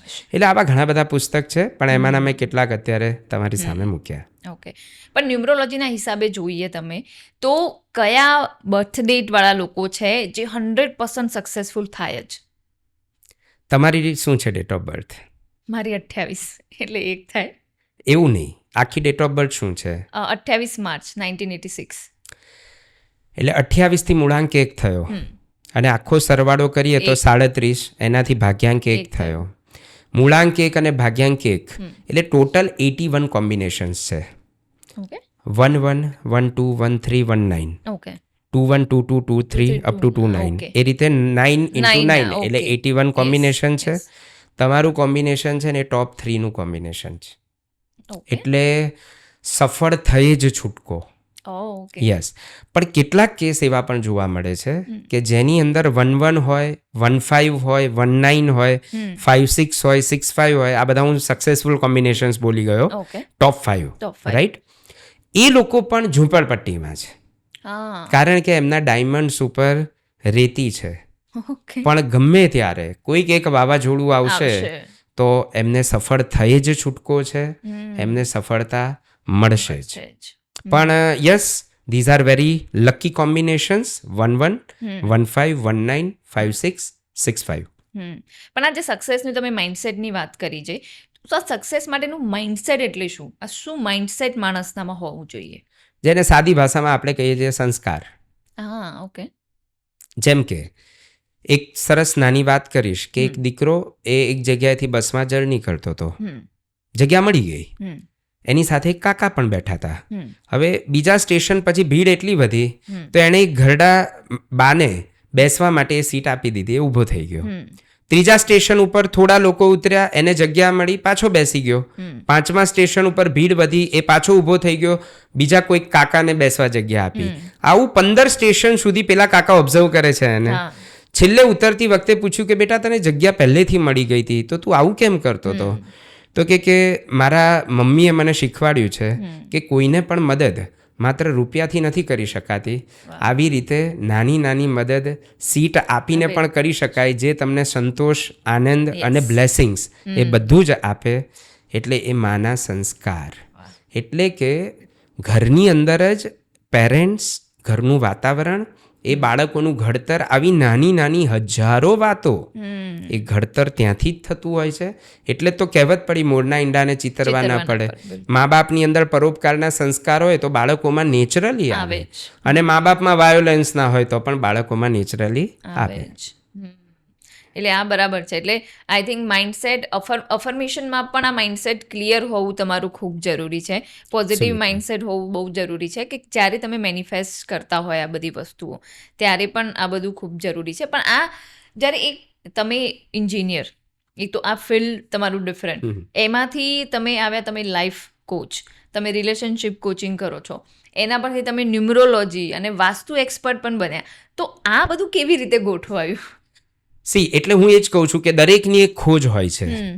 હવે જ્યારે એન્જિનિયરિંગ કર્યું ત્યાં સુધી એ ખોજ અંદર ચાલતી હતી પણ ખબર નહોતી પડી, એટલી મેચ્યોરિટી નહોતી. આજુબાજુના વાતાવરણની અંદર એક પ્રવાહની અંદર કે સાયન્સ લીધું, એ પછી એ જ વર્ષે 12th સાયન્સ વખતે અર્થક્વેક આવ્યો, એટલે માઇન્ડસેટ ઘણું ડિસ્ટર્બ થયું. પછી એન્જિનિયરિંગ કર્યું, પણ કંઈક એ મારો પ્રેમ નહોતો. અને પછી રેકી, પ્રાણિક હિલિંગ, એ બધી વસ્તુઓ શીખવાનો ચાન્સ મળ્યો. સ્પિરિચ્યુઅલિઝમની અંદર કંઈક શીખવા માટેની ગુરુ ભગવંતો જોડે કોશિશ કરી કે એકચ્યુઅલી આ આત્મા શું છે, આત્માનુભૂતિ શું છે. એના ઉપરથી પછી અત્યારે રિયાલિસ્ટિક વર્લ્ડની અંદર આપણે ઇઝીલી પીસફુલી કઈ રીતે જીવી શકીએ એ રસ્તો મળ્યો. અને પછી મજા આમાં જ આવતી હતી. એની અંદર પછી પ્રોફેશનલ રસ્તાઓ પણ ત્યારથી ખુલવા લાગ્યા. ત્યારે તો આટલું ઓપન વર્લ્ડ નહોતું, પણ ધીરે ધીરે પછી એના શોઝ થવા એટલે સેમિનાર કહો, શોઝ કહો, પ્રોગ્રામ કહો, એ થવા લાગ્યું. અને એમાં આનંદ મળવા લાગ્યો, રૂપિયા પણ મળવા લાગ્યા, બ્લેસિંગ્સ ખૂબ મળ્યા. આજે એવું કહી શકું કે ગુજરાતના, ભારતના અને કેટલાય વિદેશના દેશોમાં મારા બહુ બધા ઘર છે, કારણ કે પ્રેમનો સંબંધ છે, રાઈટ? એટલે એ ફેન બેઝ પણ શેના કારણે છે? પ્રેમના આદાન પ્રદાનના કારણે. સો એ ગમવા લાગ્યું. અને પછી કોરોના વખતે ચાન્સ મળ્યો ન્યુમરોલોજી શીખવા માટેનો. અને પછી ખબર પડી કે સુખ, શાંતિ, સમૃદ્ધિ માટે હજી કંઈક જે ખૂટતું હતું, તો એની અંદર આ ન્યુમરોલોજી, અને પછી એણે રસ્તો બતાવ્યો વાસ્તુનો. અને જાણે અત્યારે એવું લાગે કે એક કમ્પ્લીટ પેકેજ મળ્યું છે. હા, જર્ની છે, અનુભવ દરેક વિષયની અંદર ડેપ્થમાં થઈ રહ્યો છે, મજા આવી રહી છે, લોકોના બ્લેસિંગ્સ મળી રહ્યા છે. યસ, કરિયર માટે પણ it is one of the best career. અને એટલા માટે આ જર્નીમાં એવું કહી શકું કે કેમિકલ એન્જિનિયરિંગ કર્યા પછી કેમિકલ લોચા થયા પછી હું કંઈ પણ કરું છું.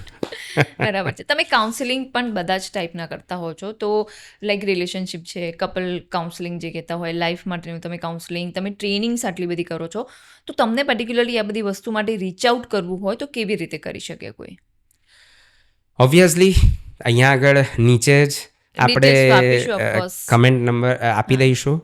બાકી અમદાવાદમાં જ ઓફિસ છે, એટલે તમે એડ્રેસ પણ મેન્શન કરી. યસ, પરિમલ ગાર્ડન પાસે જ અનમ 1 કરીને ઓફિસ છે. અને મારી ઓફિસ સીજી રોડ પર પણ છે, રેમ્બ્રેન્ટમાં. સો પણ yes, contact is very easy to reach out. વોટ્સઅપથી તમે કનેક્ટ થાઓ, અથવા તો ઇન્સ્ટાગ્રામ પર ડીએમ કરો, અને ટીમ ડેફિનેટલી તમને કનેક્ટ કરશે. બિલકુલ, બિલકુલ.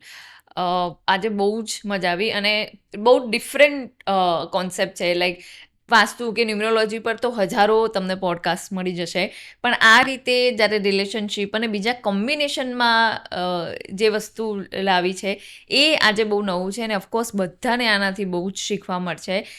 થેન્ક યુ સો મચ, અને હોપફુલી ફરી મળીશું, અને એક આનાથી બી વધારે ધમાકેદાર એક બીજો પોડકાસ્ટ આપણે ક્રિએટ કરીશું. Thank you so much. Thanks a lot. Thank you.